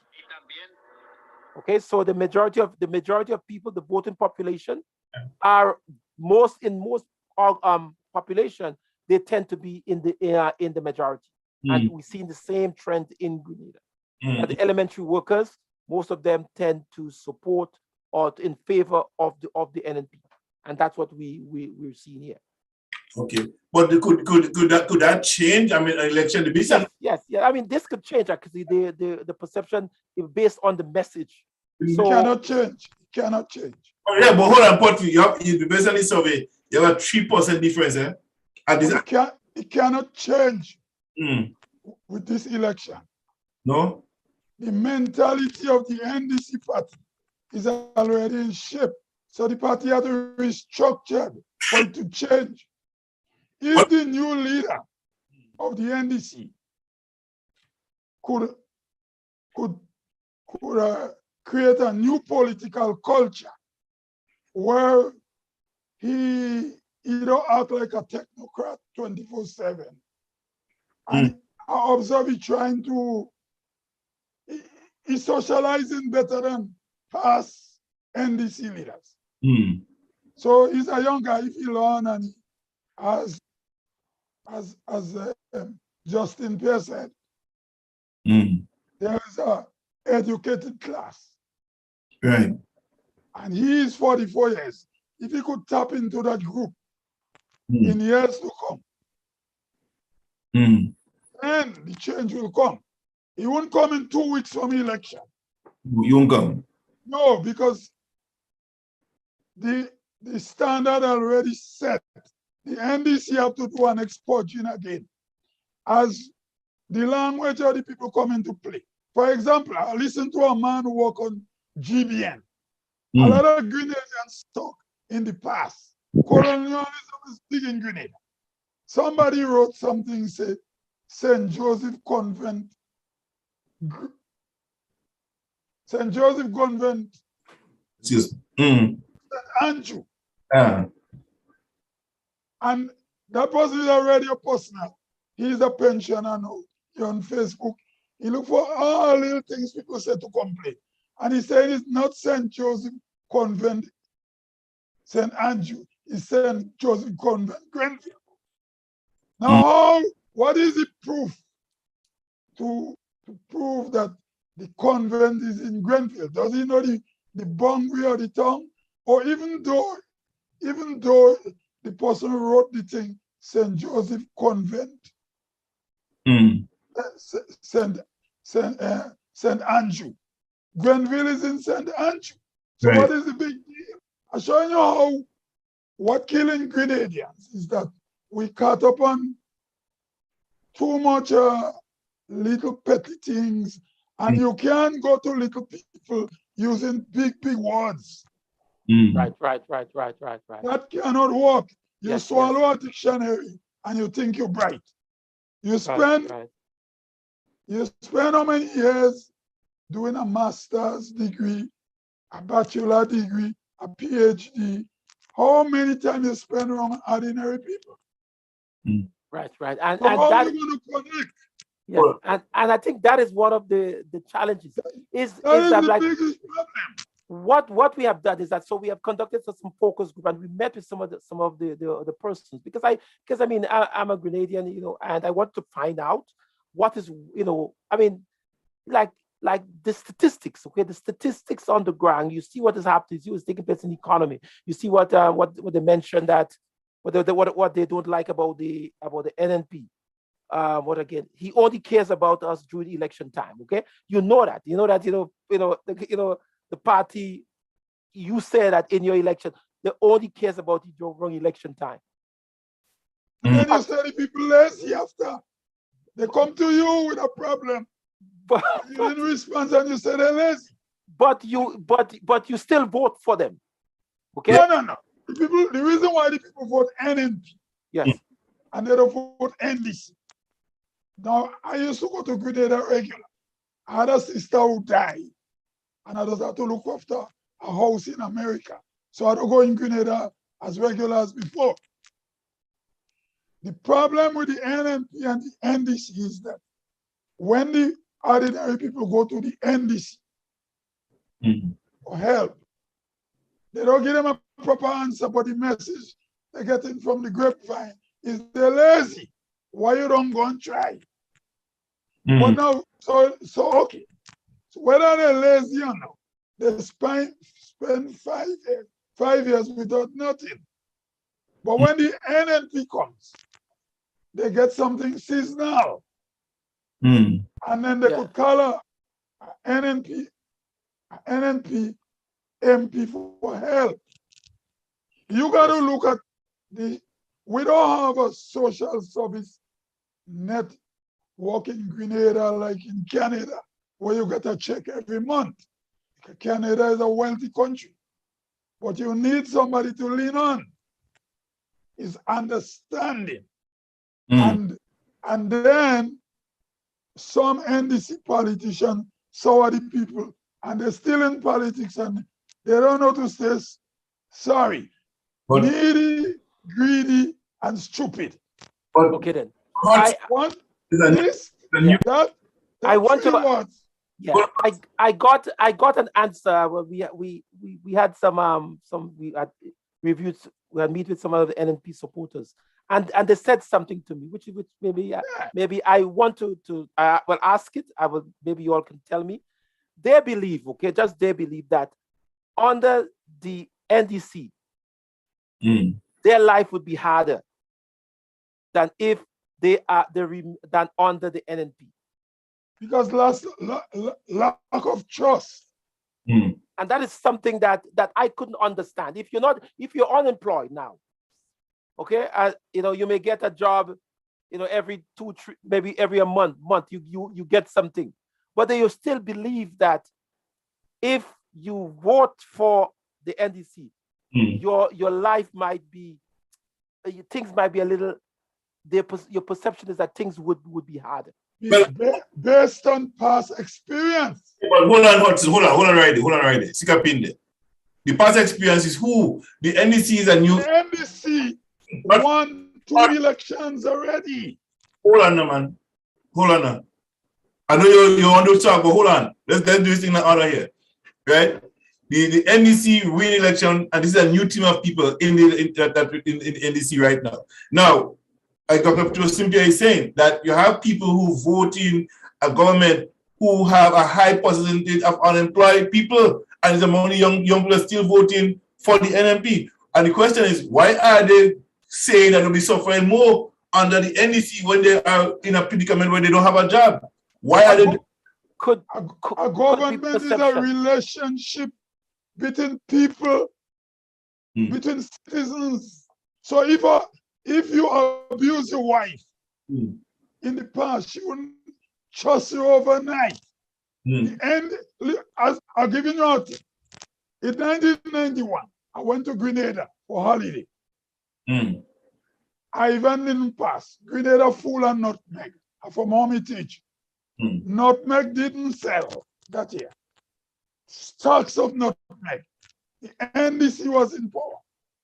The nutmeg farmers asked the NDC to borrow them some money to pay the farmers a back pay to assess. And they said, when the nutmeg selling come in here, they're going to pay back the NDC. The NDC didn't give them the money. Yes, I get that. But you have a new NDC now who never been in power before. This is a new slate. You can't trust something overnight. It takes time. That's a new set of people now. This is not the old folks that was there. This is I understand, but it don't happen overnight. Right. And that is critical, because I think the message of the NDC has to be a bit different, to say, hey, this is new. We are different, and the perception, and that has to be articulated to the people on a regular basis for them to change. And that is why it is important, for example, that the NDC concentrate on the youth and the people who have never voted, and the younger people. If I had to advise the NDC, you see, you see, people are trying. So, for example, and also the message, when you speak, when you hear Deacon Mitchell speak, I mean, as an educated person, you could understand what he says and see the reason, see the logics. But for the regular person, it really doesn't really matter, because what he's focusing on is this, he's focusing on totally something different. He's focused on his survival. He doesn't have anything but his potential of even having less. Right. In his perception is greater under the NDC based on their past than the NNP. Right. I think the NDC as it is right now is presenting a better message. A message for people. Yes. Government who have not presented for the last 10 years, right? Let me just go into the last 10 years. that same people, that you know, you have a new NDC leadership, you have a new team of people, you have the same old people for the last 10 years, doesn't have a development agenda for Grenada for the next 20 years. They don't. Right. So why putting them back? So if I had to, let's say, advise if I had to advise the NDC, I mean, from this, as soon as they started the campaign, the slogan would have been, if I had to advise the NDC, the slogan would have been, vote for Deacon Mitchell or whatever, the new NDC, you know, because the new NDC, just keep on the message, the new NDC, NDC, because people have done, we have to rebrand, because people, especially the historical voters, the historical people who have voted consistently, 57% have voted consistently for the NNP over the last years. Their main concern is, as we mentioned before, is talk about the safety of the country, because they believe that if the NNP goes into power, the party will dissolve within 5 years. And that's why. So even though it's not real, it may not be true, because you have a new NDC. Right. They're seeing it as the old NDC. So the message for Deacon and the political advisors for the NNP, so the NDC would be for vote NDC, vote the new NDC. Deacon is the leader of the new NDC. Yeah. The sins of our past no longer there. To be the new dog, you can't do that. It doesn't work, and that's what it's hard to get in. You can't use the old stick to be the new dog. This is what was done under that. You can't use it again. John, you're sticking on one thing. It don't happen overnight. The new leader, he got taking time to transform the party, and the NDC made some mistake in this election. The girl who does go by the name Never, what is she name? Never. No, she put Never Sue. The girl from Saturday. This girl should be an NDC candidate. But she's not. So what's the point? You know why she's not? Why? Based on what I heard, they're saying she's too some of the NDC people, they're saying things like, oh, she's too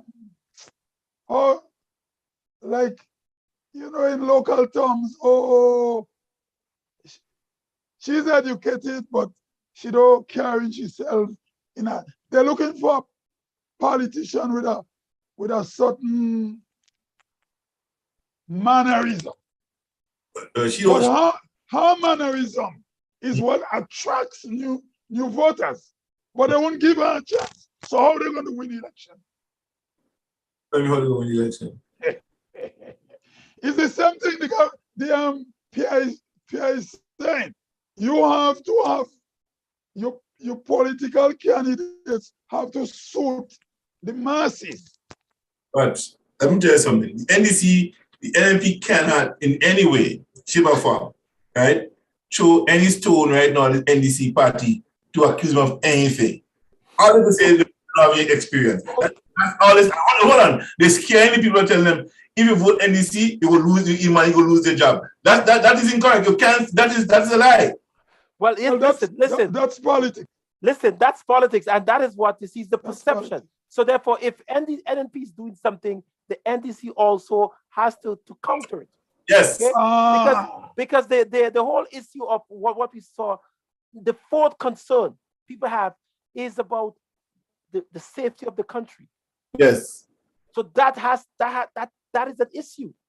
You see, it's not your issue, it's the people issue. It's the 1,758 people, which is the high statistical probability. Hold on, Dr. Pierre and Hudson, Margaret, and all listeners. So you right now you're concerned with security of the country. In whose hand? Yes, it doesn't matter. It's the perception. If I tell you, it's just like Trump and the election. I mean, we know the data, we know the facts, but the message. Country's not in safer hands, right? As it is, not in safer hands. Okay, John, here our next point. Wait. Let me say something. Now, there is a concert going on in Plains tonight, an NNP camp concert. Yeah, hold on. Let me complete this. When the national security advisor to the prime minister could be charged for sexual assault. No. I'm just talking about the election.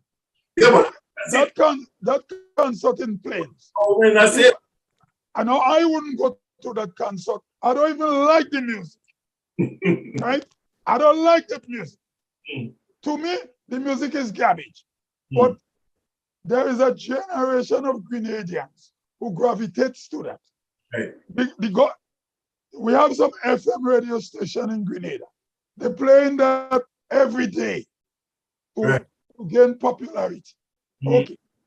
The NDC is criticizing the concert. Well, wait.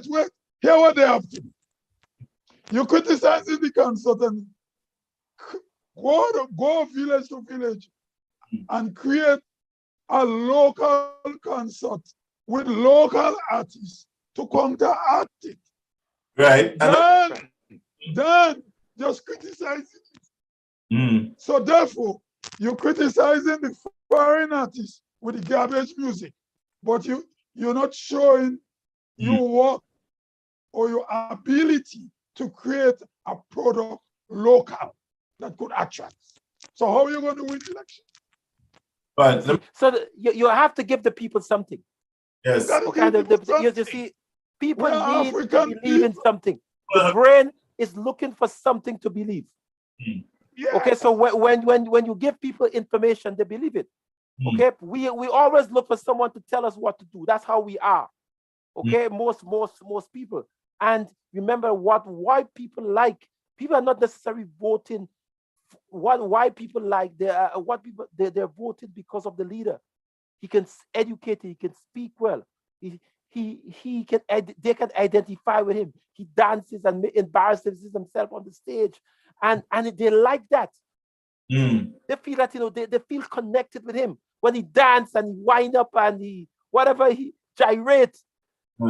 To you, an educated person, you said, "Oh my God, this is the worst thing that could happen." But to the voters, that is heaven. Right, but when all that is over, we still need a better day, and they have been presenting a better day for the Ghanaian people. No, they don't care about that. See, so substance over hype. Well, and it's working, as we worked for the last 15 years. Yeah. So you want to come in here? I mean, I think we kind of making the politics more difficult than it is. I mean, it's simple. I mean,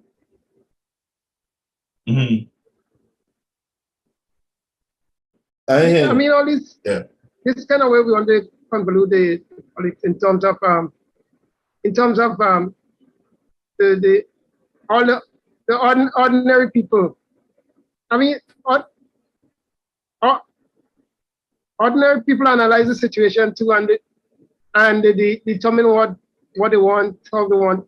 Listen, ordinary people realize that none of the politicians will be able to deliver everything they are promising. Right. And that make a choice. I mean, just like how business people sit down and they decide which of the parties they're going to vote for. Ordinary people do the same thing. So I don't know why we always try to put this heavy burden on ordinary people and tell them this is what they're supposed to do. And if they ain't doing this, they're stupid and that kind of stuff. Right. Give them some credit too. You understand? You're not giving them any credit. You know? Right. Very good. Go to rally, and they could still look at issues and vote on the issue.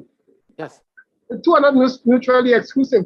What a lot of people do and say, well, those who are going to rallies and jumping up and listening to popcorn are not interested in issues. That may not necessarily be true. Right. They may like to go to parties, they may like to come up, but they also look at issues. Right? So, I mean, overall, generally, even here and in conversation on social media and Grenada public, we don't give ordinary people enough credit. Okay. Even here tonight, we're talking about educated. And we're talking about people who are educated, who have degrees and who are school. As I said earlier, all great grandparents, they may not have had a lot of schooling, but they were educated. They were educated in their own way. Yes. We have to give ordinary people a little more credit than we're giving them. And this, as Dr. Pierce said, affects the NDC more than NNP at this point. But until we start giving ordinary people more credit, we'll be in the same situation. There's nobody in Grenada who doesn't want to see Grenada develop, whether they're NDC, NMP, or GULP. But we have to work with them. We can't say this one because they're voting this way or because they get quote and unquote. Right. Very good. Very, very good analysis, Mr. Deputy. And I want to thank you very much. And I also want to say that we have to see Grenadians as Grenadians. Hold on. Go ahead, Doctor. Finish your statement. Oh, sorry. Yeah. So my point is, let's give ordinary people a little more credit, and I think we'll be better off as a country rather than always talking about going and educate them. Right? Yes, we may need to, but it's how we do it. We can't go in an arrogant and condescending way talk about going and educate the media. Right. So situation better than us. Right. All right. Okay. Yeah. As I said before, very good analysis, Mr. Deputy, and that's the reason, and that's the reason. We have to see people as Grenadians, whether you're educated or uneducated, rich or poor. See them as Grenadians and cater for all of them. Your message has to be for all of them. Okay, both the NDC and the NNP, the message has to be for all of them. And when you speak, you have to engage everyone. You have to be able to speak like Obama, speak for the educated and the uneducated, speak for everyone. And until the NDC can do that, okay, they will definitely have challenges. And it is changing. We know that it is changing, but that there is a specific amount of time that has things that have to happen. We have 12 more days again, okay? However, we believe that the new NDC would have to, the message has to be there for the new NDC that, hey, we apologize for what we have done in the past, but this is a new NDC. This is new blood. Imagine the majority of persons that are campaigning have never held office before. This is the new NDC, and that's the message that has to be given to the voting population, that this is the new NDC. Yeah. Because that message has to be articulated directly and carefully to the historic voters. Okay, because the historic voters still see the old NDC as the new NDC. I just believe that, and one thing that I'm saying here, I think I heard it on a platform twice, that Dickens saying that this is a new NDC. I heard him say it twice already, because I followed. And I heard David Andrew making a point on Sunday in Progress Park that a man don't have to worry about losing their job. We are about all Grenadians, getting all Grenadians to work, all Grenadians to benefit. Whatever happens, when we take power, everybody's Grenadians. Yes? And I think that's the message that has to be done. Right. And that has to be articulated over and over and over. I think blanket message, I'll make sure everybody say, and I think somebody made a point here, I think it's Carper Nuts, because he made a point here that we're talking about the leader, right? But keep now making between candidates. Yes? Imagine candidates now, can you realize he's not that popular anymore as he used to be. So and again, he's just asking for one more chance. I mean, one more chance to do what? And for the last 10 years, you have not presented a development agenda. And you had 13 years to do all that stuff and didn't do anything that to make Grenada say, hey, that is what you do. And yes, the game credit did some stuff, yes. But what is the significant thing that changed the Grenadian people? I'll leave their standard a little bit more than what it was. John, Kit Mitchell is not asking for one more chance. This is a political strategy appealing for pity from the voters. Yeah, so Kit Mitchell is not leaving politics in 5 years if he wins. He's going to run again. This is, every politician have the strategic way of appealing to the people. So he's telling you, give me 5 more years again and I'm going to go. When he come into 5 years, he might tell them, well, I haven't seen anybody yet. So again, so you haven't seen. He's a politician. But let me ask you a question. As a leader, 70, 78 years old, you haven't seen no replacement within your party. Is that really true? Fidel Castro ruled Grenada and Cuba up to 8 years. Yes. And he used to travel to the rural part of Cuba in a helicopter and whine just as Skip Mitchell.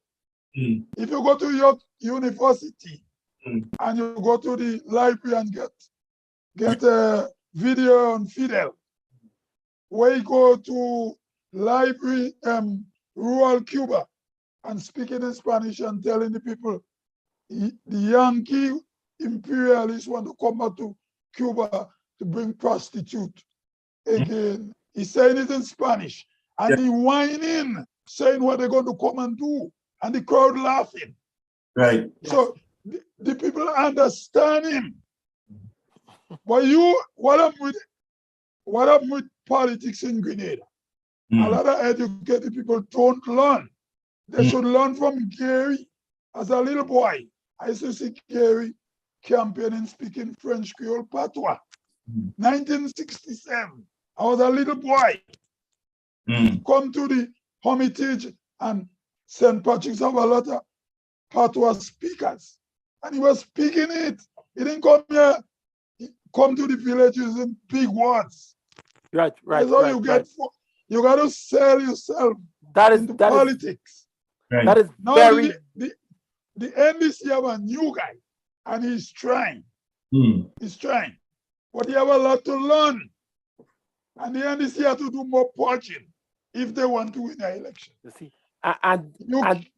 you cannot be conservative in a post-slave society to win the election. See. Go ahead, bro. Yes. Say something. So yeah, and that is very important. What has said, because for example, if you hear the Dr. Mitchell on the campaign, how he speaks his broken English, and the people cheering up and laughing, it's entertainment for them. He understands that who he's targeting. He's targeting the majority of the population, the majority of the voting population, the people from St. Andrews and the different places who speak in the French accent, the French Creole. He understands that.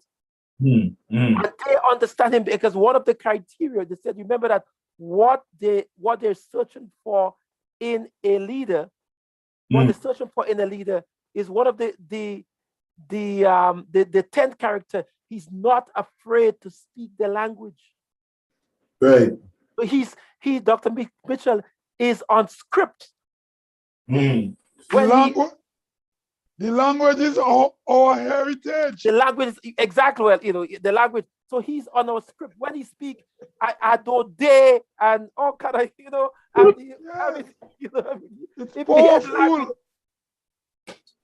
if you hear him speak, you say, well, this guy has no education, but he understands what he's doing. Well, I think I want to see what the result is. I'm waiting for the result. I believe that NDC has a chance to win this election, but I mean, there's a lot of work. I'm not a pollster. I think NDC will win a few seats this time, but they're not winning the election. And they will get more votes than the last election, but they won't win the election.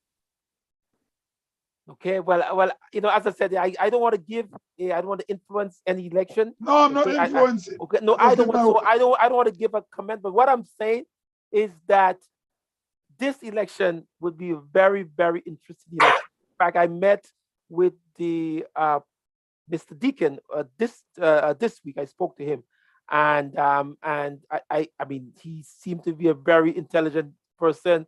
I like him, the way he speaks. He's very proper. He's very concise with his words. He has vision, okay? And I mean, I like what I see, of course. And I said, I know Dr. Mitchell very well, and he's a leader within the Caribbean community and also in Grenada. Because he has a lot of popularity. But so may the best man win, but it has to be guided by what the data says, or what is on the ground. And I think that this election will be one of the the most influential election, not only in Grenada but in the OECS, because it will be very, very, very interesting. Right. So I am. It's very interesting. Toro, I think my battery gone dead. I don't know why. You're coming back on Messenger, and we can pick it up on the phone and the Messenger link here. So you're coming back there, and then the other phone is not here. So this way. Yes. Yeah. So Dr. Pierre, yes. before you go, anyways, I wanted us to tap into. It's 11 o'clock. It's almost time, but I want to ask you something about the region, and I know you did some work recently on human trafficking in the Caribbean. How is that, given the present situation in the Caribbean and greater politics as it is right now, Barbados become a republic and so on, and Venezuela has its own issues right now again. How is the human trafficking business going? Is it getting worse? Are there any more loopholes in the Caribbean for trafficking? That's a very interesting question. And yeah, as a professional, as someone who is in the field and someone who has conducted, as I said, more research than most other researchers in the region, I would say that the human trafficking is a perfect crime. Well, it is a perfect crime because only 2.9% of traffickers are ever convicted. So it's a very easy way to, easy. But what is we see now, and one of the reasons why I was in Grenada, and one of the reasons why we had this audience with the U.S. State Department on this issue of human trafficking, especially in the Caribbean region, is that the government of Venezuela, imagine that the government of Venezuela is into full-scale cocaine production. Wait, is that really true? What do you mean? Listen, what do you mean? Listen, you don't have to believe it, okay? I'm just asking. It is in full-scale cocaine production. The labs, the chemists, the land, and what is different in Venezuela is that you have a government, you have a cartels that are supported by the government. Wow. So one of their job now is to expand the territory into the northern Caribbean. So for example, Colombia to Venezuela, the borders is porous. Venezuela to Trinidad, the borders are porous. Trinidad to Grenada, Grenada to St. Vincent. So in a matter of time, this whole issue of human trafficking and other social issues would be front and center. So the government now, so these cartels, like for example, guys like Tren de Agra, so cartels like Tren de Agua, El Kiko, and some of these major these El Norte, for example, these are rich cartels, have cell phone towers, have fishing fleets. I mean, they can transport their cocaine. They have more resources than most governments. Wow. And what has happened is that, so when we went to Grenada, we interviewed some of the fishermen. And we see that some of these fishermen now, while they're at sea, are being intercepted by the cartels. The cartels under guns and threat of harm. They will tell them, you put 200 pounds of cocaine on you, and in next day bring it back in bags, in 10 bags for me, or 20 bags, or 50 bags. And what the Grenadian boats will say, no. If they say no, what will happen? Yeah.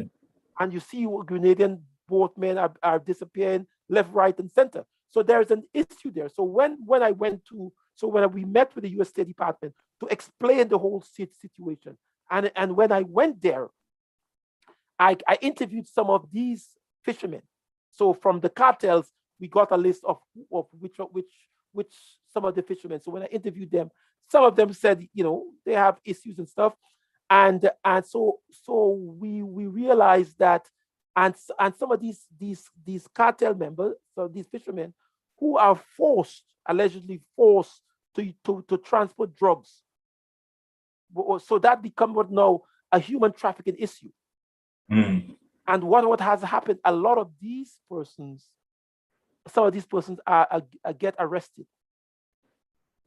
because the Grenada has a very tight and robust security force. So some of these things we had issues. So I had meetings with some of the government officials, some of the inspectors and stuff, to explain what is the situation. We also went to St. Vincent to follow the routes, because based on GPS there is certain latitude. So under, let's say, 13.9 degree latitude, there are about about 4 of these drug trafficking rings, routes.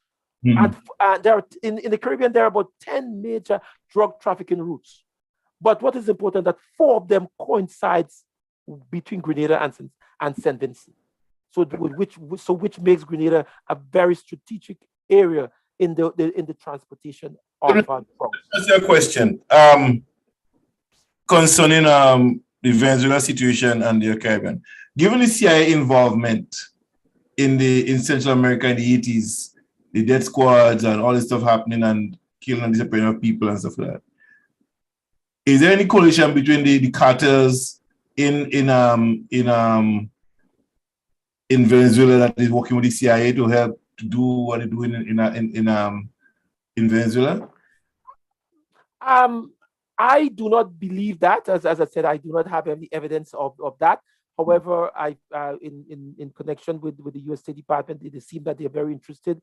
They are the one. They are emboldened. They want to stop this issue of human trafficking in the Caribbean region, because and they will do everything that they can to do it. We have to give a lot of credit to the U.S. State Department, the U.S. embassies in Trinidad, the government of Canada in Trinidad and Tobago, who are and the Caribbean impasse, in terms of trying to curtail this issue of drug trafficking. Because remember that the Caribbean is about 1 million square miles, and no one controls the Caribbean. You have about 12 sovereign nations. It has, British governance, it has French, it has Dutch, it has Spanish. But still, the security of the region, the U.S. oversees all of that, right? By and large, they watch the Caribbean like a hawk. They know what's going on from Central America to right up to Northern Antilles. They know the CIA is fully involved in a lot of operations in the Caribbean. I've been a security officer for a good couple of years. I've been involved, and I know they have been involved in a lot of the atrocities in Central America. Who's to say now that they're not involved in it again, given Venezuela situation and the oil and everything? Under Trump, remember, under Trump, there was already to invade through Guyana. The CIA was operating in getting ready to get into Guyana until Mr. Putin show up with the big fighter plane and stayed for left it for a while, to make it present felt in Venezuela. So who is to say now that they're not involved in the tools plane making using the cocaine traffickers and cartels to work along with the Venezuelan government?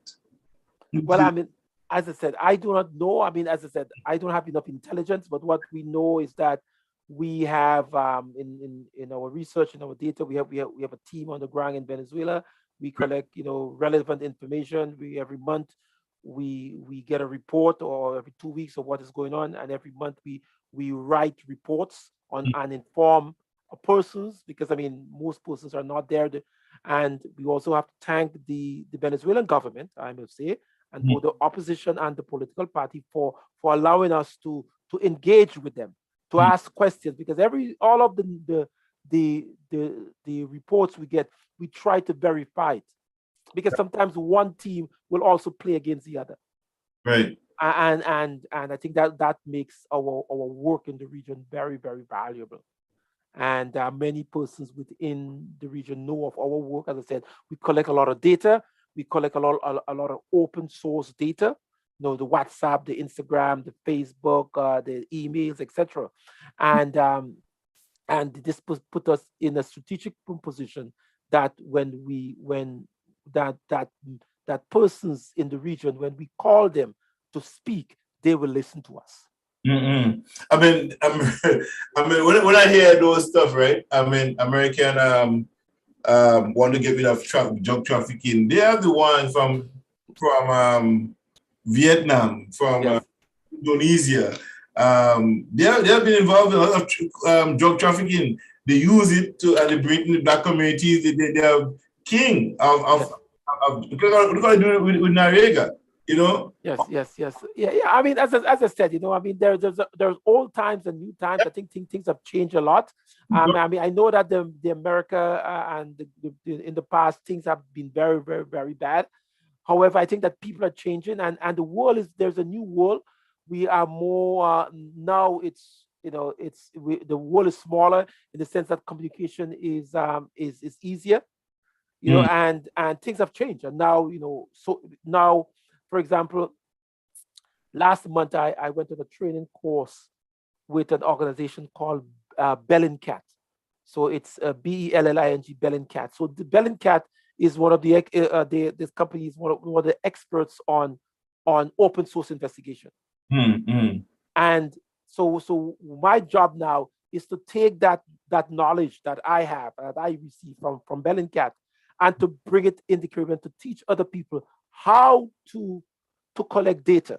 Right. So, for example, let's say on your phone, you may have somebody may send a message on your phone. Let's say a message of somebody being exploited, for example. So from that message on your phone, I can take that message and tell you when, through based on sensing chronospatial data and geospatial data, I can tell you when that video was made, when it was made, and also I can tell you everybody who have looked at that video. Right. So the technology is getting better and better and better. So they could. I mean, I understand that. I know that. The thing about it is, with America, they decide who they want to sift out of the thing that they won't monitor themselves. And who watching the police? You know what I mean? But that's it. That's it. Okay. We don't know. I mean, as I said, I don't know everything. I mean, and that's why, I see myself as a lifelong learner.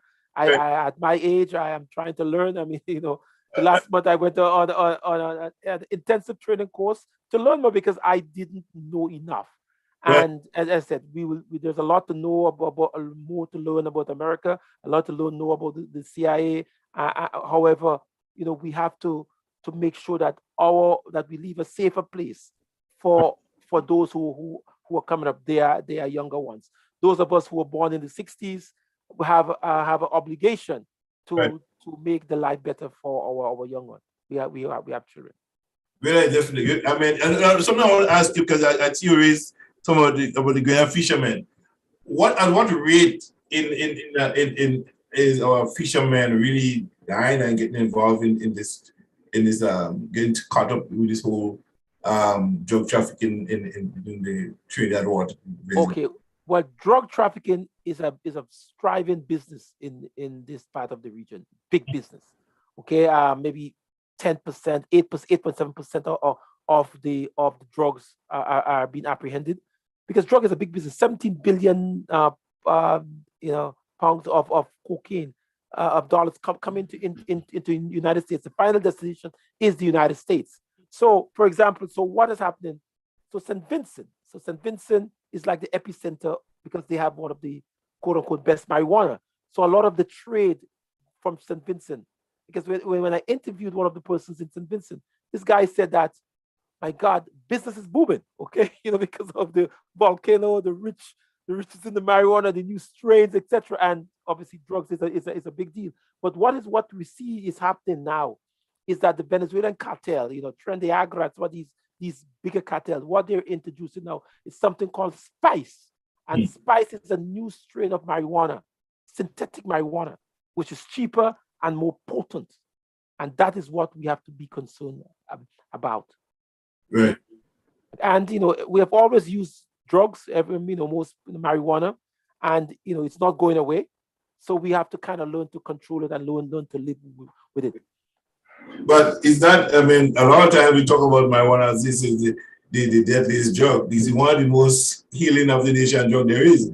If used properly, you know. And Yes. I think and one have to look at the root cause of why it was made illegal to begin with. Yeah, it wasn't happening. It's not as dangerous as alcohol is to the human being. You know what I mean? Right, right. The people who make it illegal knew why they did it and why they did it. Remember that we live in Canada and marijuana is legal in Canada. Okay, yeah. So I mean, and Canada is marijuana since July 77. The government of Israel had kind of legalized marijuana for medical purpose. So marijuana, it has been always around us. Okay, and so I mean, I'm not an expert on marijuana. Okay, however, what I know is that if a drug is illegal, so for example, in Grenada, marijuana is still illegal, and we have certain laws, and until it's changed, things will be different. However, in St. Vincent, the government has given certain license for medical marijuana. So you have on one end a government has quasi legalization of marijuana, and then it passes through a country that where marijuana is totally illegal. Right. So there is this conflict with the Vincentian drug smugglers. Right. This marijuana industry in St. Vincent, it was created to keep Ralph Gonsalves in power, because St. Vincent, basically, I just listen to a lot of people trying reference Grenada with St. Vincent. St. Vincent is less developed than Grenada. And St. Vincent is a place, if you don't work, you can't eat. It's not like in Grenada. Grenada got a high percentage of citizens living abroad. So remittances in the Caribbean, Grenada is a small country, small island, collect in the Windward Island, collect the most remittance. But Barbados is not in the Windward Island, but it's small too. But I'm talking about Windward Island. In the 4 Windward Islands, Grenada received the most remittances because Grenada have the most people abroad in those islands. And it came about after the US invasion. In St. Vincent, if you don't work, you don't eat. So Ralph Gonsalves realized he had a problem with marijuana. And to stay in power, he created a 2-tier system. Medical marijuana, and yet you could still be arrested. But he know how to play the game to stay in power. As I tell you again, politics is staying in power. You got to do what is best for you to remain in power. St. Kitts is half the size of Grenada, 40,000 people, a very high crime rate, but they also make marijuana a recreation drugs. Antigua is a desert island, it is a recreation drugs.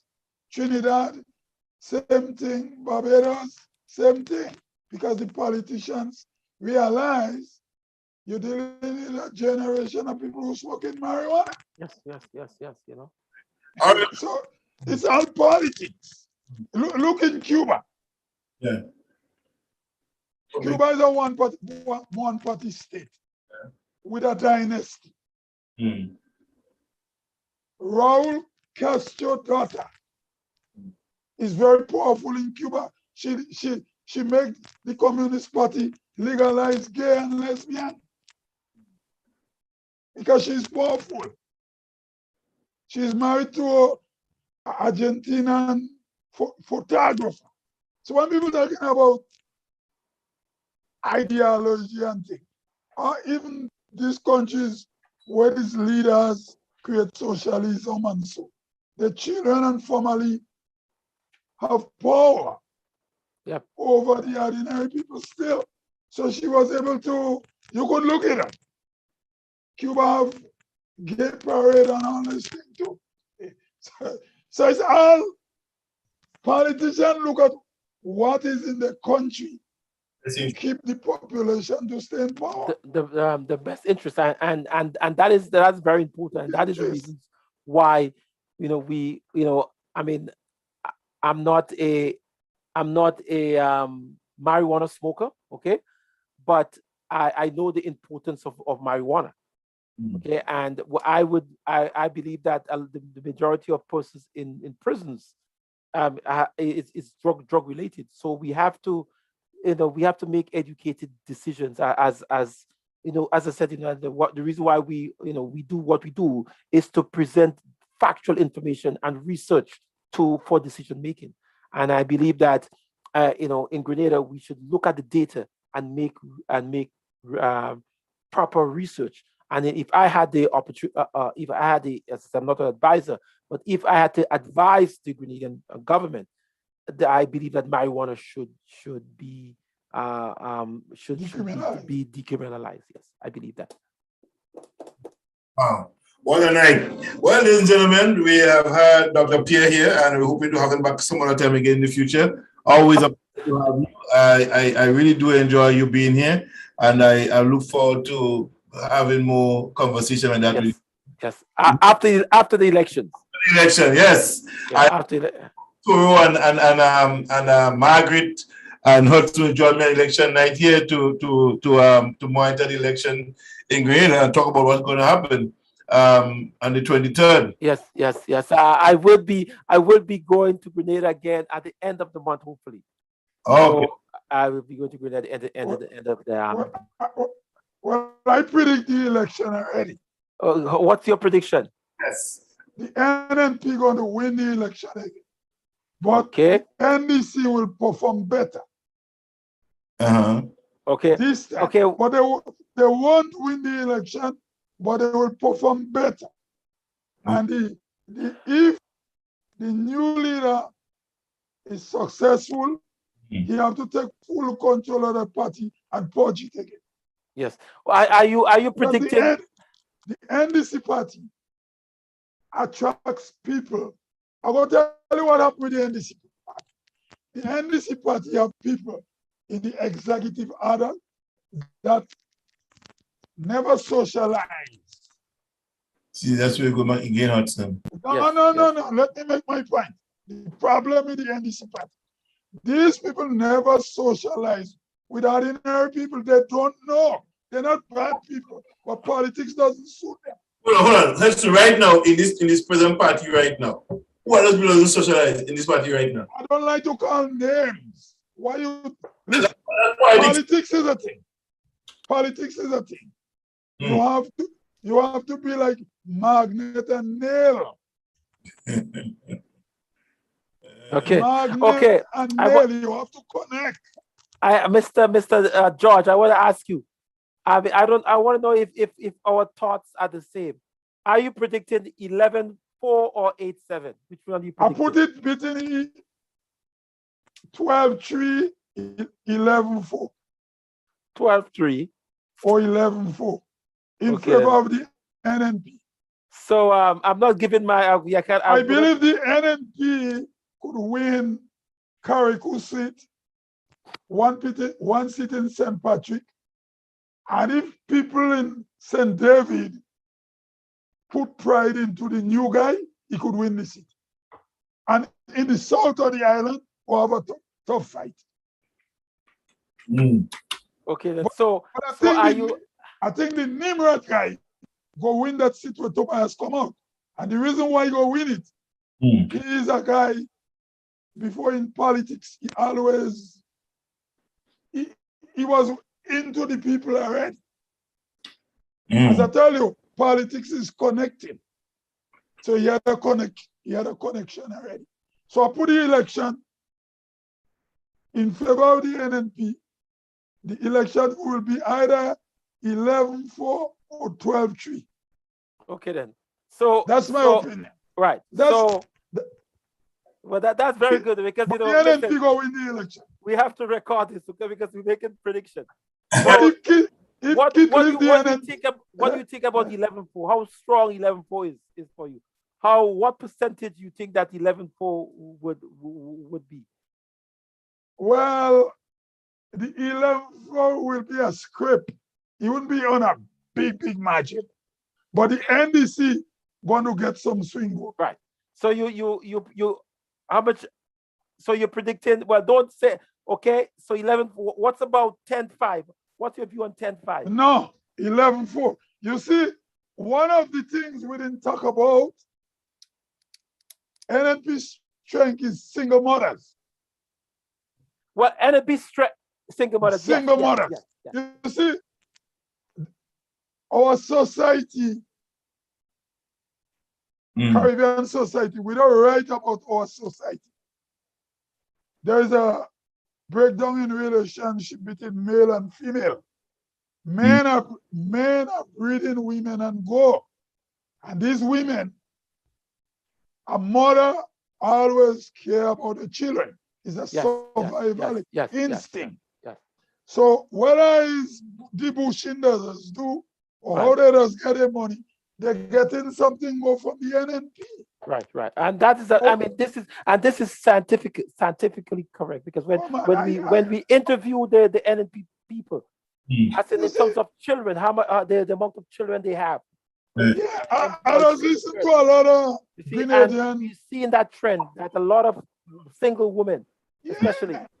Okay, so the devotion is like a form of social assistance. Social assistance from a Caribbean perspective. But when I listen to a lot of young people, they're talking very intelligent, but they don't understand the social construct of the Grenadian society. Yes. I know we almost finished. The survival. And so when we interview these mothers, okay, so these mothers are saying, I mean, these mothers, okay, just look at that, okay, these mothers, just imagine that.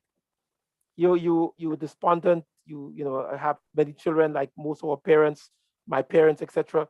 You have different fathers, you have children with different men, okay? Most of the men men don't care. And then you meet for the first time in your life, you meet a guy who is educated, can speak well, eloquent, brave, fearless, can identify with you, accessible. He's like your Black Jesus. And we see that, so the strongest supporters of the NNP are women, single women. Because they feel empowered. They could hug him up and talk to him, and he's in the crowd, and they like this leader. He's charismatic. And that's why most of them vote for them. And the majority of politics. But also most of these women believe that if they are being looked down upon by the other party, call them uneducated, children, stupid, greedy, needy, hurtful words. You don't go away overnight. You're resonating it, you bring it back up big time. And it's not preaching that language anymore. But it's still resonate. Well, Hudson, still there. Like you bring it up. You didn't have a concern to bring it up. You still we're having a conversation on the problem. Hudson, you keep bringing it up all the time. So the new NNP should reach out. I have to start to build from this election. Out to the mothers. The new NDC. The new NDC. Supposed to build from this election. Hudson, have you heard the Dixon said that he would not, with 2 weeks, we will have them working consistently throughout the year? But you didn't have said they won't win the election, but they might win 3 or 4 seats. He said that they will not be 2 weeks. Yeah. That's my prediction. Look, listen, from my experience, okay, I am predicting, I'm not saying who will win, but I am predicting a party will win 4 seats and a toss-up for the 5th seat, the South St. George seat. I think it's a big surprise. It's a toss-up. Me and you on the same note. So it could be 11-4 or 5-10. 11 for Octave 3. You can't agree with me, but I won't be surprised Dr. Mitchell loses seat this time around. You see, the NNP is the only party that have show seats. Guys, let me tell you something. And then when you take out the show seats, then we count. We count after. Yes. I live in St. Patrick's Northwest. The NDC could win that seat. Yep. Carriacou, St. Patrick's, St. David's, the south of the island. The St. George's Northeast. Okay? Yes, that's it. That one could be possible. Okay, so that's my prediction. I hope. The south could be a toss. My prediction is Carriacou, St. Patrick's. Okay. West. St. Patrick's West. Yes. St. David's. West gone. St. Patrick's. That's gone. Okay. South. St. George's South. The South St. George could be a toss. South St. George, and the Northeast. And Northeast. Right. Okay. Well, you said 5. My prediction. Right. I said 4. 5. So, I said South St. George is a toss-up. It's a toss-up. But otherwise, the NNP goes still, because the NNP, watch, there is the NNP, the NDC have two good candidates. Both the NNP and the NDC have two good candidates contesting against each other. But there's this guy, the Lennox Alexander guy, is doing a lot of great work in creating momentum in his constituency. So that you know who is a good candidate too? If give him a chance, but she going up against NNP best female candidate. Gloria Thomas is a good candidate. They're very good too. She going up with a woman in the NNP that is maybe the most NNP politician, perhaps with the best heart. So 2 of them are good people. But I give very edge this time. I believe that I play a devil advocate here tonight. Hold on. There will be a surprise. A lot of people will be surprised of this election, because even with what Dr. Pierre here tonight, the margin is not that big, and a shift could take place based on messaging in the next couple of weeks. Because I don't believe that, but a lot of things could change on election day, and I believe that even from tonight, what will happen going forward in those things. Let me tell you something. Yes. We are learning as things go by, and there's a certain level of influence that is taking place right now in the politics area. That could make a big difference on the 23rd. Yes. I believe that. I believe that from based on what I've heard, and based my conversation, I think that things are changing. The NNP, the NDC, sorry, is on live or die road. Okay, they have they will definitely over the next 10 days rebrand. They'll go after the issues, and a lot of things can happen. But I'm saying that these 5 seats, the Lennox Andrews seat, is that so there are certain. I mean, there are hope. Okay, they just imagine that they have to concentrate on the undecided. If the country decided on the undecided and the newly voters, things can change a lot. Right. But and they have to watch. They got to bridle their mouth. They should stay quiet with the consulting plans. Don't talk about it. I think that yes.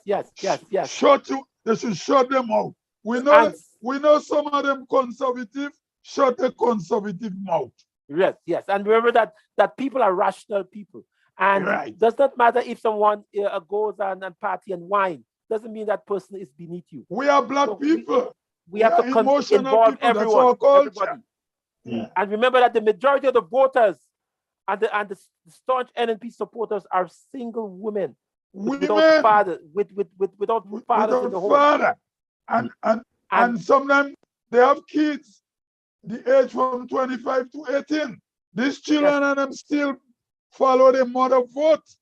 The vote, yes. And remember that is when they turn 30 years now and they start dating, they're gonna say, I don't bother with mommy again. I think it's different. Yes. Because people see, because when the single mothers who are voting, they're not seeing, they see that as the leader. They have a personal attachment with the leader. Yeah, because they didn't have a husband. Exactly. You see, that's a black Jesus. So he comes and whine and dance and a provider. Provider. He might be the best politics, but that's what it is. He's a provider. The best picture. Is he the best picture? I don't think so. And then people argue already beat up the. Here you go. I like that Toro says. It's a Lincoln deputy says 99% of all Grenadians already have made up their minds on how they are voting. That could be a. No, I don't think so. I won't say 99. But if you said the majority, but I won't say 99. There is a lot of uncertainty in Grenada. Margaret is saying, but a lot of people make up their minds who they're voting for already. I mean, a lot, but I won't say 90. I wouldn't say that. I beg to differ because some people generally are undecided, and some people a lot of people still feeling out Mr. Deacon. Yeah, people are still feeling him out because he's blossoming, and he's at the home stretch now. And in this last 10 days, 12 days, there would be a difference. That's a good question here, because now that we're talking this language here, but decided voters are not, and Deacon situation. If Deacon loses his seat in St. David's, what will happen to the NDC? Well, if he becomes the face of the party already, he's the face. You see? Yeah, that will hurt. That's the thing about Grenadian. Once you become the face, you become that person. That's it. Yeah, he imprint already. Yes. So if Deacon loses his seat in St. David's, I mean, okay, it will definitely it will devastate the party. So if the NDC wins, if he loses the seat, it will affect the NDC for about 10 years, 15 years. It will affect the NDC. So that seat he has to win that seat. Must win that seat. He has to sleep, go to every single house. Every single house in that seat. But the ball is in the court to some extent, because the guy who is going up against is not from St. David. He come out in Balthazar, below Bamboo. Okay. So that's it. La First Junction. Yeah. John know the area. Right. Yeah. So guys, so that's I mean, this is 3 hours, okay? So I mean, it's longer than I expected. I said I give you an hour and a half. I know. And end up 3 hours. So you are a very, very fortunate man. Yes, thank you very much, Dr. Pierre. And one last question from our viewers. Sure. Let me ask this question. Have anyone heard what is the final count on the voters list? I haven't heard anything on the voters list lately. I don't think I heard anything or anybody else or anything. I don't have, but I think I have last year's one. I have last year's one in I think that but I will maybe have to call the Election Boundaries Commission, as you said, in the morning, and see. On Monday, and see if they can send us a copy, so we can do it. And what we try to do is, if the office, to see that we can kind of, put the whole issue of geospatial tracking on people. So where the majority of voters are, who voted, because we tried to do this study, who voted last year, with the largest concentration of people from, based on the voters list. I think the final comment from Lincoln to the politics is tribal. People don't leave their tribes. The only thing that's undecided is whether people who have never voted, whether they will vote. The traditional NNP and NDC voters, even very disgruntled NNP voters, will vote NMP again. Yeah. Not necessary. I could look at my youthful years. Let me finish that. And the overwhelming vote, the overwhelming majority. All right. So again, there have always been a shift around. No, you could have a shift. You can remember in the mid-70s when the Jewel came on the scene. Those of us who were from GNP home or Gulf home, we were all young people and we go with the Jewel. Yes, yes. Well, the Jewel was the one who broke Kerry back. Yes. So I wouldn't really say young people are the ones to make the change. I support that. I support that, and that is what that 19% of the voting population, that 19% of the people. This is the one that the NDC has to work on. They have to call out these people, tell them to vote, tell them to see that, because the issues are the major issues are generally youthful issues that people have to look at. The whole yes. Yeah, go ahead. So the youthful issues. They have issues with, for example, sporting industry, education, unemployment. Okay, all of that are youthful issues. Okay, so the NDC has to come up with a barrage of statements so that they can get the attention of their youth. Housing for nationals. Okay, the development of the agro industry. Okay, employment creation, land for nationals, the development of the sporting industry, the cultural unit. Okay, education relief for students, scholarship fund for students, okay, a skills training, okay, the health tourism industry, fishing cooperative, the development of the agriculture industry, all of these things, some of the main issues are all youthful issues. Yes, I agree. So if you cannot contact the youth or deal with the youth issues, you are finished. And that's what NDC should do. And lastly, the NDC should go back to the single mother and say, single mother, hey, give us a chance. We're the new NDC. Give us a chance. Give us a chance. Yeah. I think the candidates on the NDC side is good people. I think they make men good, and they have served in their respective portfolios of self-government very well. So again, if you're good at small things, they can be things to manage right now. And that's how I see it. But maybe if I was in Grenada, I wouldn't vote. Why? Even though I give all you my opinion. Why I wouldn't vote? Yeah. I think the NNP think tank neglect not. Now. So why vote NDC then? No, you don't tell him. I said I wouldn't vote. I say vote NDC. The reason why I wouldn't vote the NDC too. NDC have some political characters that you are NDC. They're like, you never change.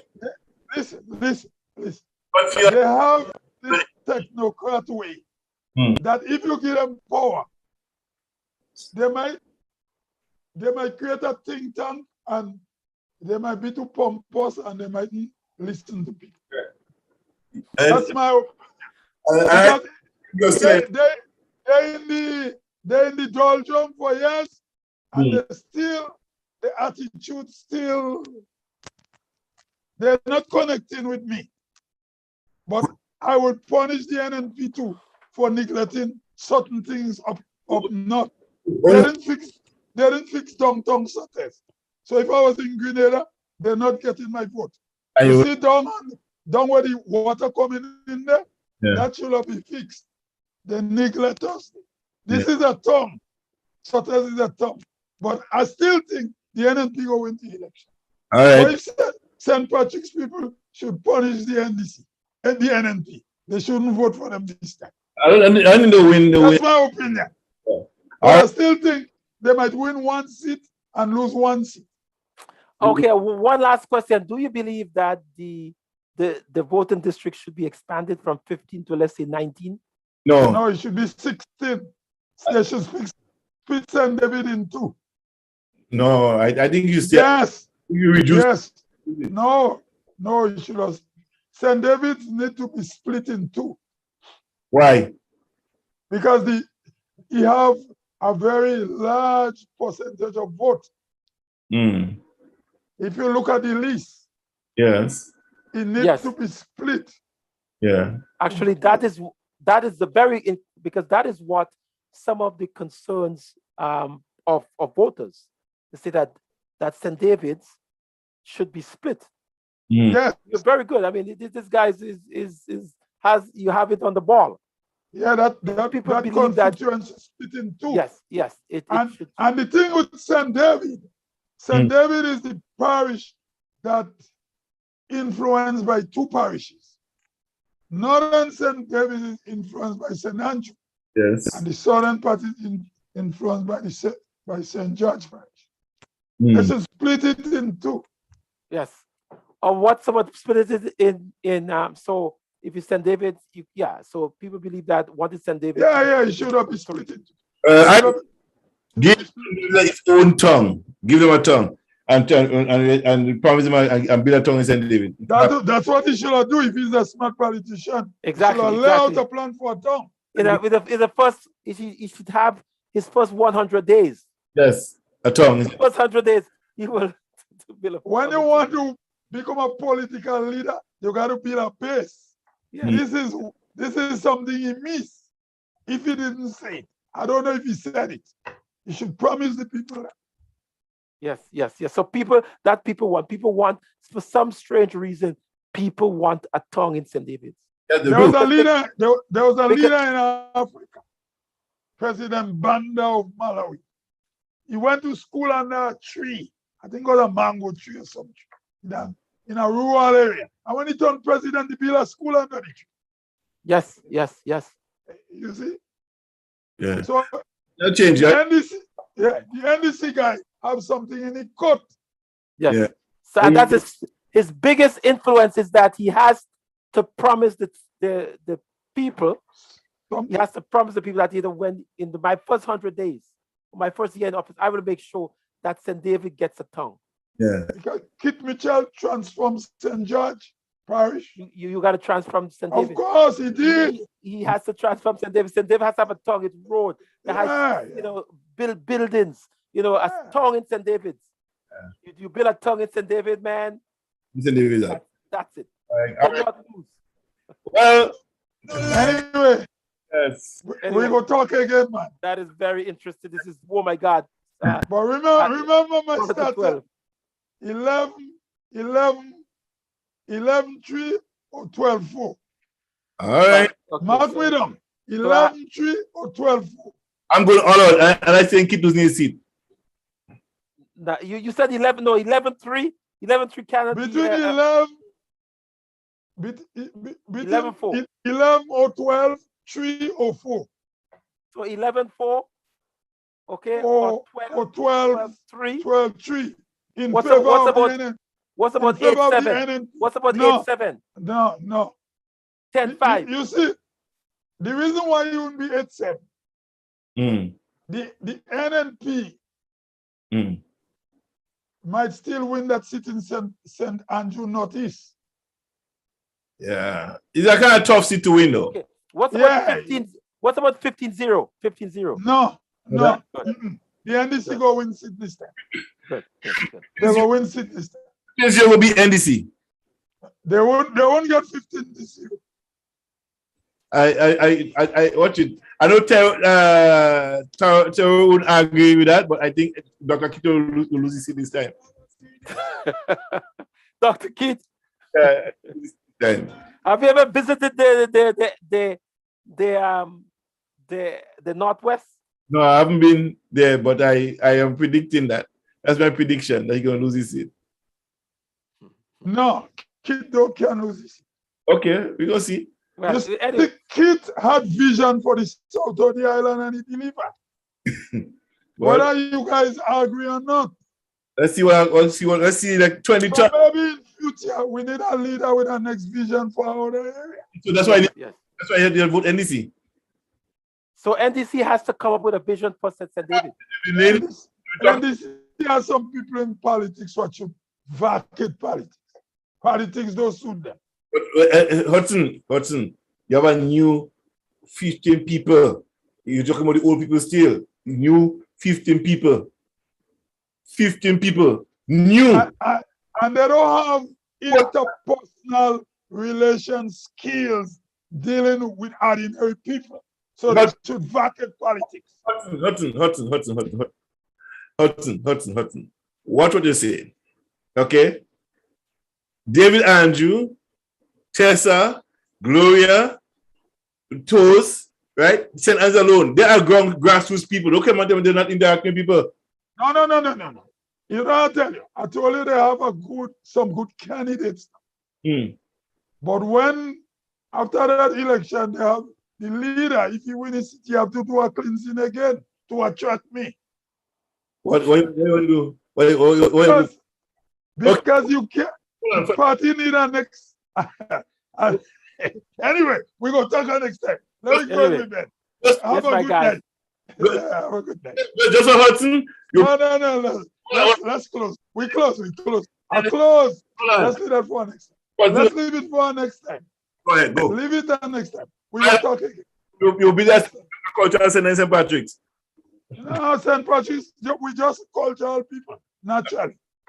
We don't need no center. All right, Dr. Okay, guys, it's been a pleasure. It's been a pleasure chatting with you. I think, Mr. Hudson, John, you should exchange my information with him. I think you're a very fun guy. I would like to talk to you again. Man, you could always find me, man. All right or wrong, man. You seem to have good information, scientific information. So don't worry. So I want to thank you very much. That's my field, man. I study social science. I understand the politics. I understand economics too. I might know it in figures as you, but I understand it.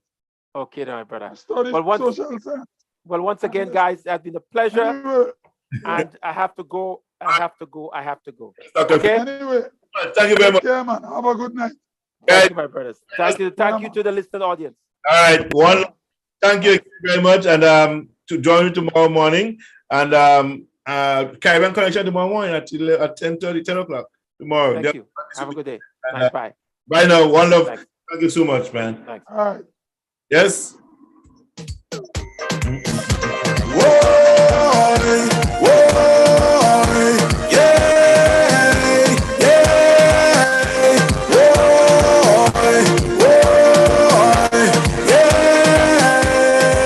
We have the best Mitchell and we like it.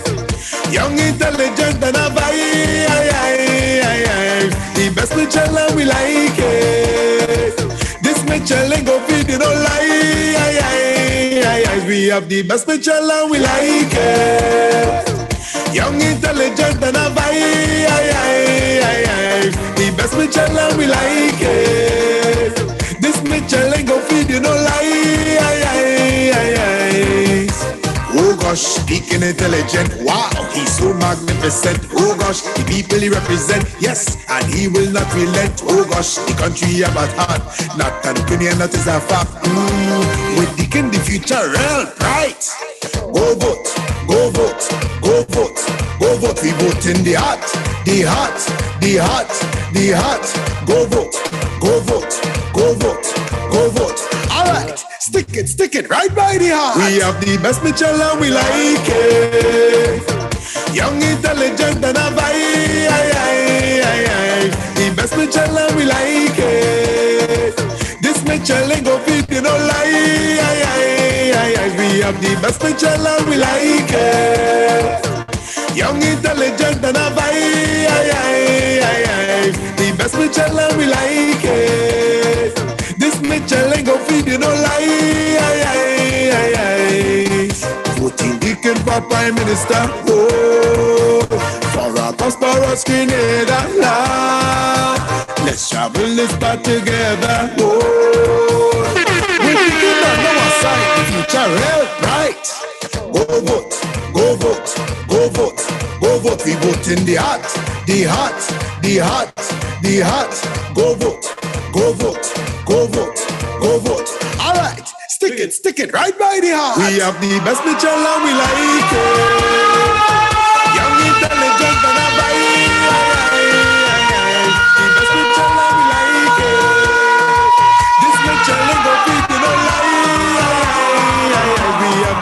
Mitchell and we like it. Young, intelligent and a vibe. The best Mitchell and we like it. This Mitchell ain't gon' feed you no lie. We have a charismatic young leader. Carving a bright future is the mantra. Our sweet country going through it. The captain to steer the ship is Deacon Mitchell. Go vote, go vote, go vote, go vote. We vote in the heart, the heart, the heart, the heart. Go vote, go vote, go vote, go vote. All right, stick it right by the heart. We have the best Mitchell and we like it. Young, intelligent and a vibe.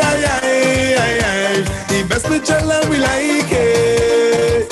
This Mitchell ain't gon' feed you no lie. We have the best Mitchell and we like it. Young, intelligent and a vibe. The best Mitchell and we like it. This Mitchell ain't gon' feed you no lie.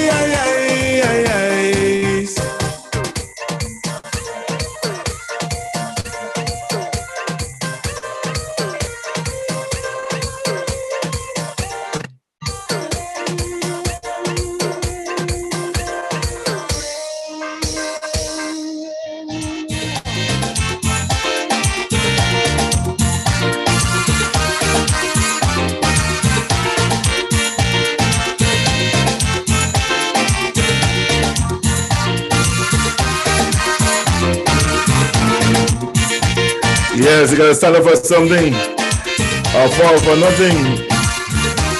Yes. You just stay lying and doing nothing. As the world over, you just a freeloader. Problems every day, you have nothing to say. You rather run and hide before you take a side. And tell you Stand up for something. Yeah, go vote for something. Go vote for something. whole lifespan, you never made one stand. Stand up for something or you will die for. People dying every day and you have nothing to say. Stand up for something or you will die for. Stand up, stand up. Stand up for something or you will die for nothing.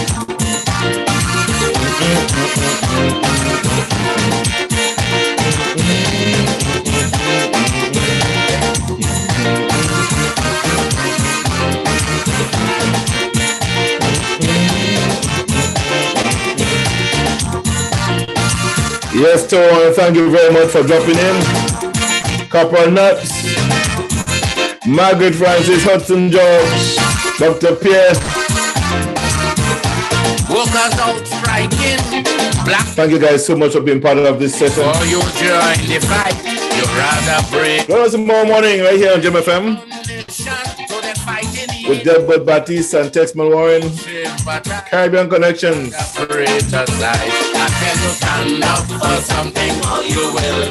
And don't forget to check out our magazine. It will be posted next week on the website. And those of you who haven't had a copy, just send me an email. I will let you have a copy of the Gemfm magazine, digital version.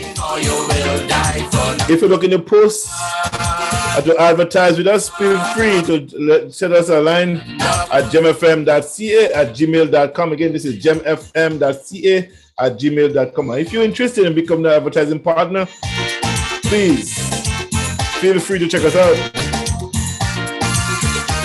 on gemfm.ca. We are also looking for advertising agents or associates. So if you're a salesperson and looking to run your own or to serve your own advertising business, or just simply want to make some extra money, feel free to drop us a line at gemfm.ca and let us know that you're interested in becoming an associate with Gemfm. Sales, advertising sales associate. We're looking for a couple of people, about 5 to start. One is good to start, but we need some people. The more the merrier. nothing, or you will die for nothing. So your grandchildren too would be proud of you. But then you stand up for something, or you will die for nothing. Stand up, stand up, stand up for something, or you will die for nothing.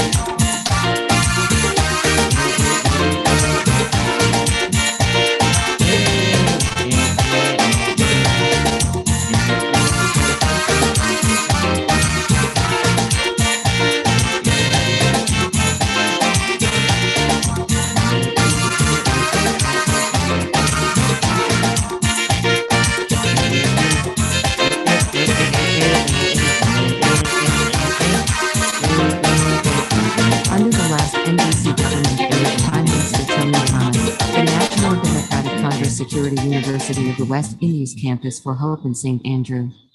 A project that would have provided opportunities for small business development and job opportunities. Lower cost of education for the people of rural Grenada. On the return of Keith Mitchell's NMP, the government pulled out of the agreement with no explanation to the people of Grenada. Now, fellow Grenadians, is this a government that cares about the young people of Grenada? Is this a government that cares about education? Is this a government that cares about rural development? Please be the judge. On election day, vote to give your children and grandchildren a chance. Vote for all the youths of Grenada. Vote for a better Grenada. Vote NDC.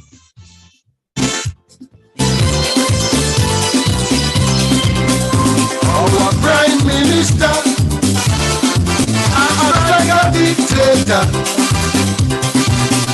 If with him you don't agree, you can't progress in your country.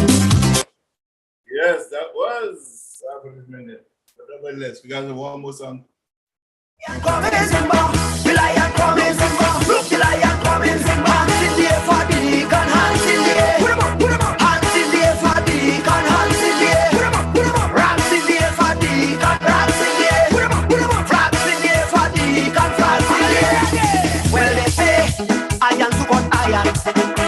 They say it's still too cut steel. Well, so we bring a young lion to throw the old one over the hill. People complaining, the tires get hell. So we bring a Mitchell to cut a Mitchell. We put in Dick and Mitchell. Dick and Mitchell. We put in Dick and Mitchell. Dick and Mitchell. Farmers saying, farmer protesting, teachers supporting. Don't want the people to eat up Mitchell. We put in a Mitchell to move a Mitchell. They say this lion on the land. They say his motto is greed. So we bring in young Simba to chase this old one with speed. Everybody saying we under his spell. So we bring a Mitchell to move that Mitchell. We put in Dick and Mitchell. Dick and Mitchell. We put in Dick and Mitchell. Dick and Mitchell. Contractor saying, love here is paging. All the trade unions, respect the working man. We don't want to wake up and this country sell. All you we must put Dick and Mitchell. Hands in the air for Dick and hands in the air. Put them up, put them up. Hands in the air for Dick and hands in the air. Put them up, put them up. Rams in the air for Dick and rams in the air. Put them up, put them up. Flags in the air for Dick and flags in the air. They say, let's put Dick and Mitchell. They say, he's brilliant and young. Keep out this old Mitchell. Deacon is the best in town. The man is trustworthy, the truth he will tell. So we want this Mitchell to save us from hell. We put in Dick and Mitchell. Dick and Mitchell. We put in Dick and Mitchell. Dick and Mitchell. Cold water shining. School children singing. Boss gonna chanting. Relay the valley. We don't want to wake up and this country sell. All you in more school. Dick and Mitchell. We put in Dick and Mitchell. Dick and Mitchell. We put in Dick and Mitchell. Dick and Mitchell. Contractor saying Dick and Mitchell. Okay, staging. Dick and Mitchell.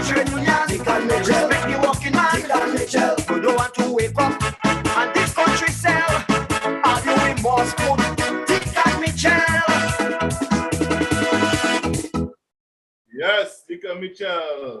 Tobias Clement come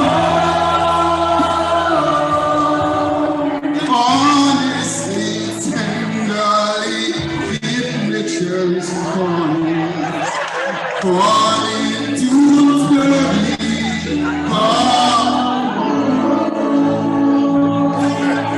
well, I'm listening, you know, you can hear what he say, but when I listen to it, I change the thing and I sing now. Go, go, go. All who are weary, go home. Go home. Softly and tenderly, scholar is begging my fear.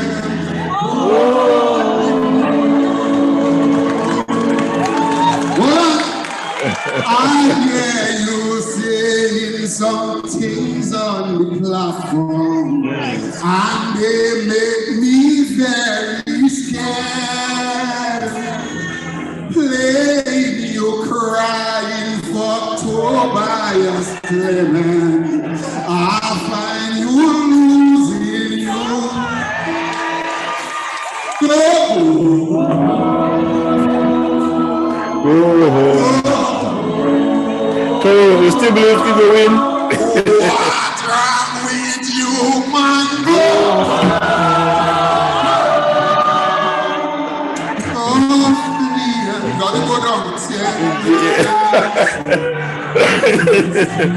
Oh my gosh.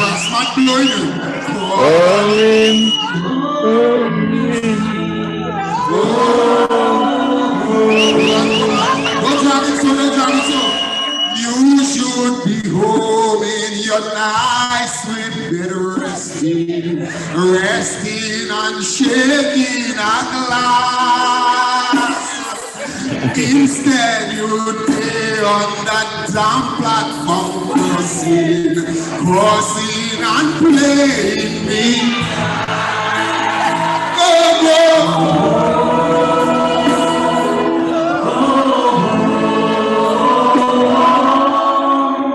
What's wrong with you, man?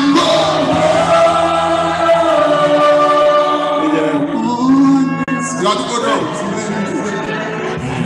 You don't know about prayer. Huh? You have to go down. And then you come up now.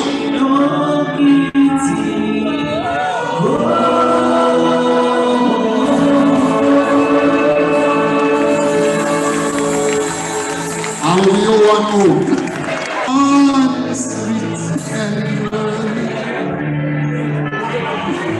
You saw almost everybody already.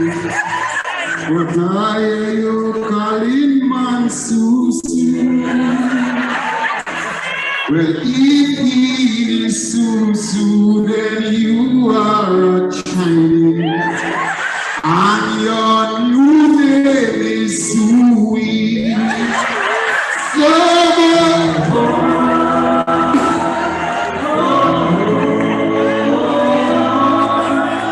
You have to stop that girl. Softly. I'll go down. Stay down, stay down. You can start to go rise now.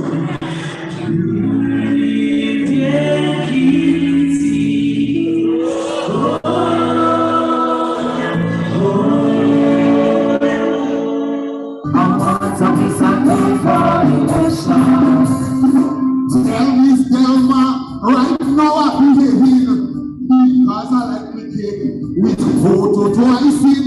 Don't tell me I should study my retirement plan. Would the ass go live cake day and bad about pension?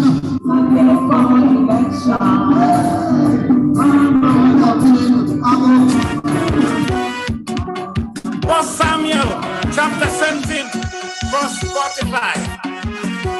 For you come to me with your swords and your spears and your shields, but I come to you in the name of the Lord of hosts, the God of the army of Israel,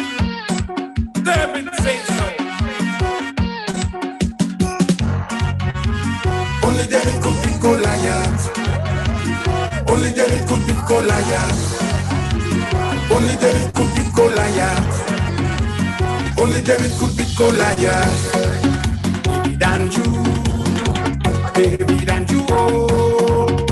A man with integrity, a teacher who love education. David and you, oh. Because of his ambition, we voting for him this election. So come out and vote, people. Let me break this spell. Come out and vote. But the act as well. We got to vote smart. Cause only David could beat Goliath. St. Andrew South, he say, only David could beat Goliath. Down in Mama Can and Cafe, only David could beat Goliath. Up in Felix Park and Roche, only David could beat Goliath. Back to the Kuma and Hope. Give me the DJ. It's nice. Give me the DJ. I deserve it. Give me the DJ. It's nice. Young Camel, only David could beat Goliath. He's only David to win.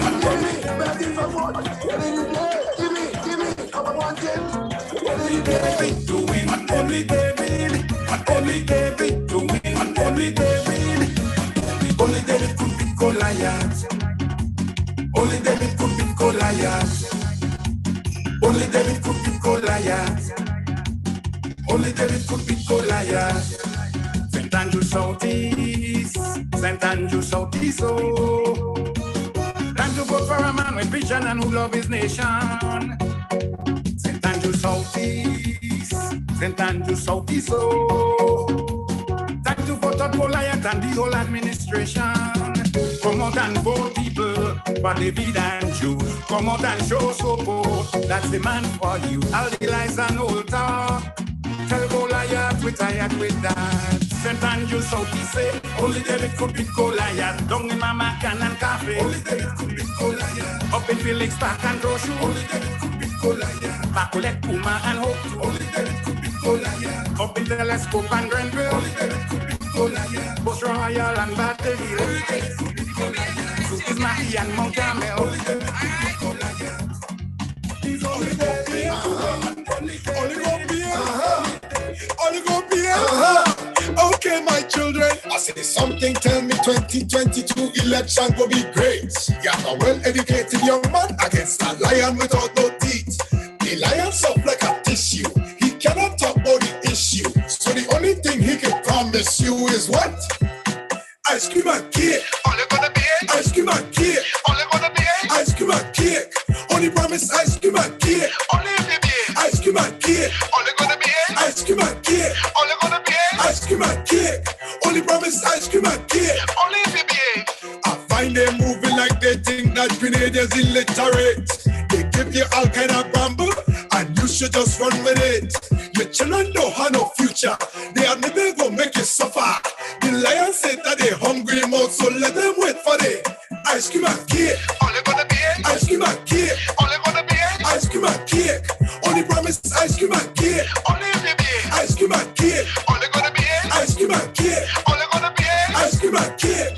Only promise ice cream and cake. Only BBA. Just before the last election, they say they find plenty oil. The next like go be Mount St. Catherine and plenty gold in the soil. Let them dummies climb up the mountain. Chase a wild goose again. He go say machine can access the gold, so let them stay and take ice cream and cake. All you gonna be ice cream and cake. All you gonna be ice cream and cake. Only promise ice cream and cake. Only baby ice cream and cake. All you gonna be ice cream and cake. All you gonna be ice cream and cake.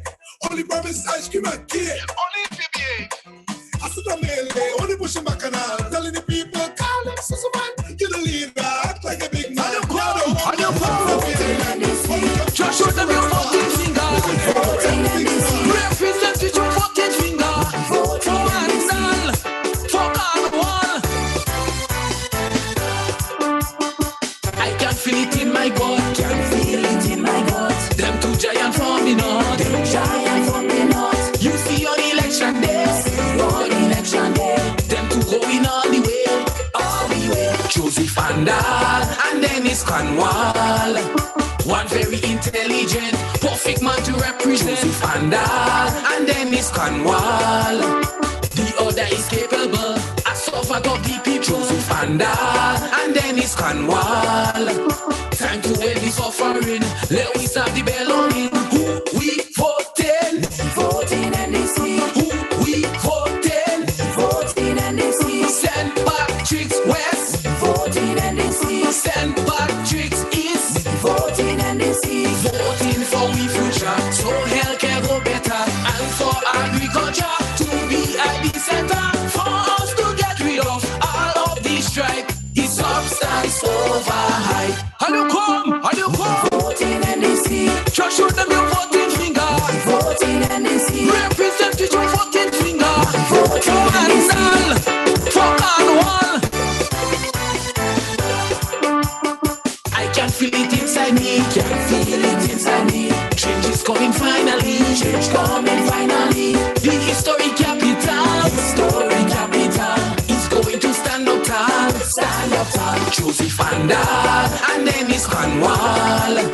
One from the bowels of Shanty, a people person totally. Andal and Dennis Canwall. The other from River Sally, that's when he's able to string Jerry. Andal and Dennis Canwall. Time to stop all the complaining, put an end to all the whining. Who we voting? Voting NDC. Who we voting? Voting NDC. St. Patrick's West. Voting NDC. St. Patrick's East. Voting NDC. Farmers going to have hope, the youths go start to cope. Our contractors going to be in business. We getting rid of all them bacchanal type. It's substance overhype. How you come? How you come? Voting NDC. Just show them your voting finger. Voting NDC. Yes, we're voting NDC. This is Gemfm. I'm your host, the Sheriff. Yes, truly, John Kelly. The time is now 15 minutes by the hour of 12 o'clock, and this is where we come to the end, drawing the curtain down in the next 15 minutes, right here on Gemfm. Please love, like, and share. Don't forget to check out our website at www.gemfm.ca. That's where it is. All right, and those of you who need to have a personal e-copy of our magazine and I don't have your address, please forward us your email address on the screen here and we can send you a copy of the new magazine. All right, don't forget, because we have the best picture and we like it. All right, ladies and gentlemen, join me right here tomorrow morning at 10 o'clock for Caribbean Connections. Oh, we have a special guest tomorrow morning. We have the best Mitchell and we like it. Young, intelligent and a vibe. The best Mitchell and we like it. This Mitchell ain't go fit, you know, lie. We have the best Mitchell and we like it. Young, intelligent and a vibe. The best Mitchell and we like it. This Mitchell ain't go feed you no lies. Oh gosh, speaking intelligent. Wow, he's so magnificent. Oh gosh, the people he represent. Yes, and he will not relent. Oh gosh, the country about heart. Not an opinion, that is a fact. With the in the future realm. Right. Go vote. Go vote. Go vote. Go vote. We vote in the heart. All right. The heart. The heart. Go vote. Go vote. Go vote. Go vote. All right. Stick it right by the heart. We have the best which I love, we like it. Young, intelligent, and the best which I love, we like it. This Mitchell ain't gon' feed you no lie. We have the best Mitchell and we like it. Young, intelligent, and a vibe. The best Mitchell and we like it. This Mitchell ain't gon' feed you no lie. Voting Deacon for Prime Minister. Oh, for a prosperous Grenada.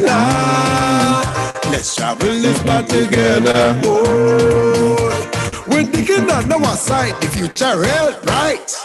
Go vote, go vote, go vote, go vote. We vote in the heart, the heart, the heart, the heart. Go vote, go vote, go vote, go vote. All right, stick it right by the heart. We have the best Mitchell and we like it. Young, intelligent and a vibe. The best Mitchell and we like it.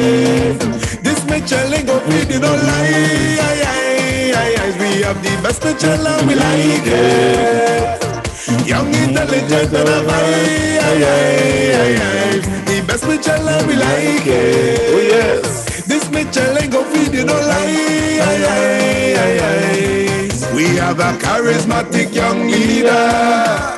Carving a bright future is the mantra. Our sweet country going through it. The captain to steady ship is Deacon Mitchell. Go vote, go vote, go vote, go vote. We vote in the heart, the heart, the heart, the heart. Go vote, go vote, go vote, go vote. All right, stick it right by the heart. We have the best Mitchell and we like it. Young, intelligent and a the best Mitchell and we like it. This Mitchell ain't gon' feed you no lie. We have the best Mitchell and we like it. Young, intelligent and a the best Mitchell and we like it. This Mitchell ain't gon' feed you no lie.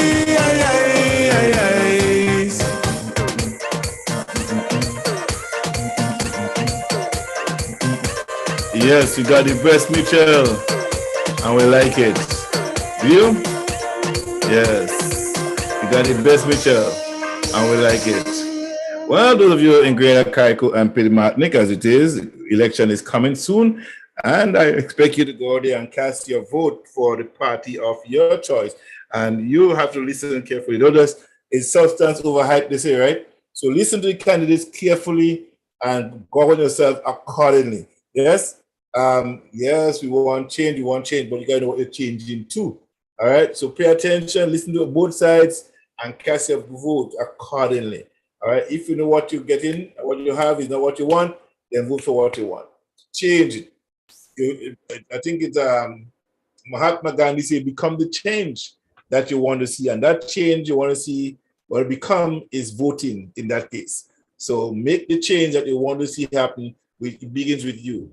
All right, so on election day, June 23rd, please go there and place your vote. I can't tell you who to vote for. I can always say, vote for a change. Whatever you like or you don't like, don't see what you get in, vote for something different. All right, make that change. And let me tell you something, go if you want to use constituency by constituency and instead of leader by leader, vote the people that represent you in your particular constituency.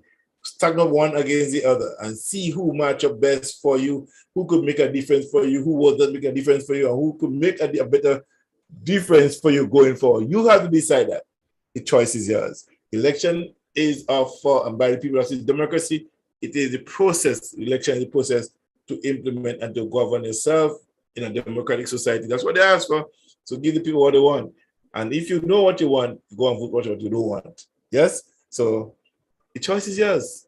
It's always going to be yours. You are the one who choosing the candidate to run for you, and you are the one going to make the decision. Whether they like it or not, you are the employers. But don't just be the employer that select them on the day, but make sure that you be the one who govern them. Let it hold them accountable for you. Yes? Hold them accountable for you. Hold them. Don't let them get away. They have to represent you, and they must represent you right. Don't give nobody no chance to bamboozle you with nice words and little words. All right? African teller. That's how we do it. African teller, is it? Yeah, I think that is it. African teller. And oh no, yes, African teller. That's who is it? Who it is? African teller. This one. This song never go old, right? It never goes old, no matter what and when. And it's a better song, fitting song, even in this dispensation. Oh, that's not it. That's not it. I guess I can still stuck.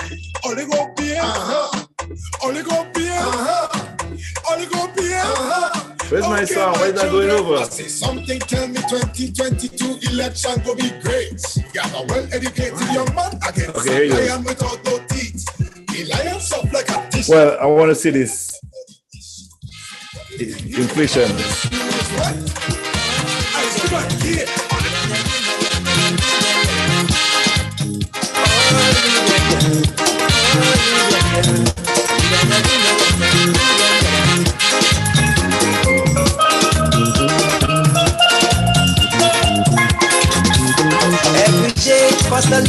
one rising. So could someone try and tell me what is happening? Because yet them politicians keep preaching for the poor ones they are fighting, but not such a thing. Because every day when I make a pass by the shop, I could see the price keep going up on the poor ones stand. And the wages, like it's missing men that believe, and like no one they can break it, so they condemn me. Because every day when I make a pass by the shop, I could see the price keep going up on the poor ones stand. And the wages, like it's missing men that believe, and like no one they can break it, so they condemn me.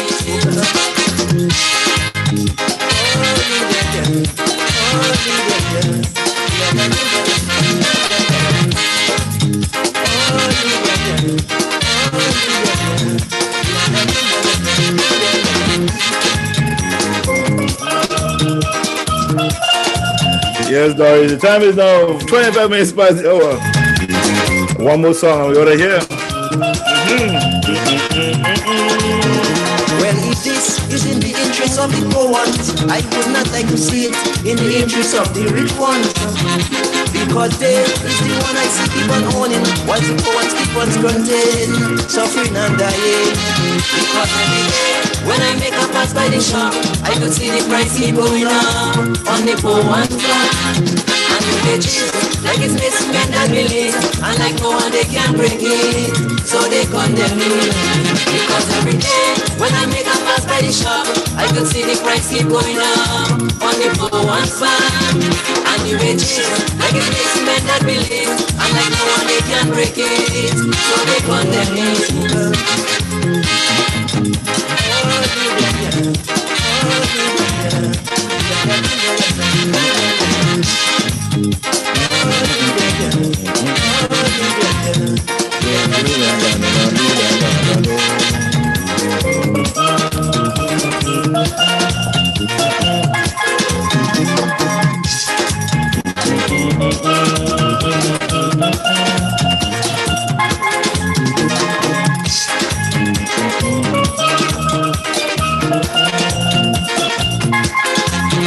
I could see, instead of people wanting freedom, they only keep on exploiting, abusing and keep them down.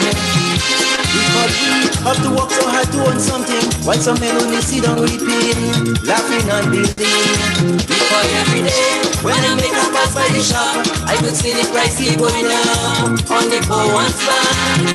And the wages, like it's missing men that believe, and like no one they can break it, so they condemn me. Because every day when I make a pass by the shop, I can see the price keep going up on the poor ones land. And the wages, like it's missing men that believe, and like no one they can break it, so they condemn me.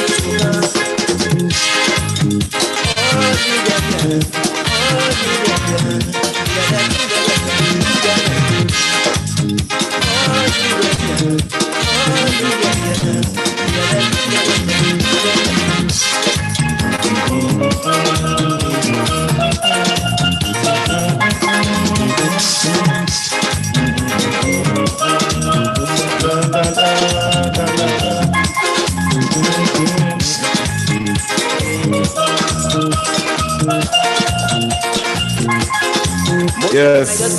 Cause I know I see what happening, and yet still man some of my people, those behind them are guns wrecking. They cannot see. For those of you who listen to Dr. Pierre tonight, you have known that and heard that. Even though the people who support the NMP know that they're unemployed, know that they're suffering, they still like Dr. Mitchell and they're going to vote Dr. Mitchell. That's basically what they say. So, but the margin is not big. All right, it's 19% that have to be broken into, and NDC have to work up some ground. That survey has been done for a while. So again, between now and the 23rd, a lot of minds could change. All right, a lot of minds can change between now and the 23rd. So all the undecided voters, if you're tired of having what you're having, you can change it. It's up to you and me, yes, to make a change we want to see. People will not be same, we're going to vote for the same, right?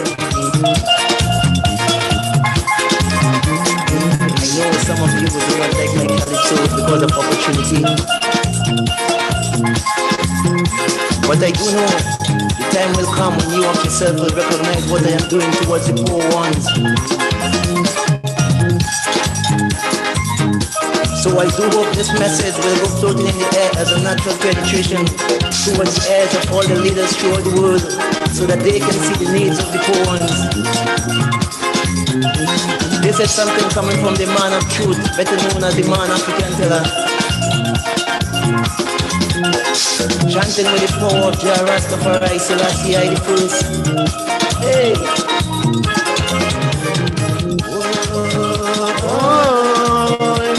I feel like singing Dewana, isn't it? Ah, Dewana.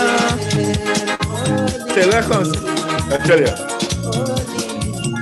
Well, ladies and gentlemen, that's where I get to go. Have a blessed night, everybody. Wonderful night. Peace. Love it. You will get respect. Yes. If you play with fire, you will get hot. Oh. Will go and fight Saddam for your oil. He should come here in greater, like he said and take over. You see, we have a set and say random. We going around pretending they love me. All in the go, in high society. Politicians don't get leading the crew. They don't care about me, they don't care about you. And right now, they so-called friend doing it too. But yesterday I went to clear my van. When I hear the price from the custom, I know that little black man is Satan. Just next so I went to get money. When I see her there of that old lady, I know that bad man is Satan. When I see that chichi man minister threatening to jail me and the newspaper, I know that girl couldn't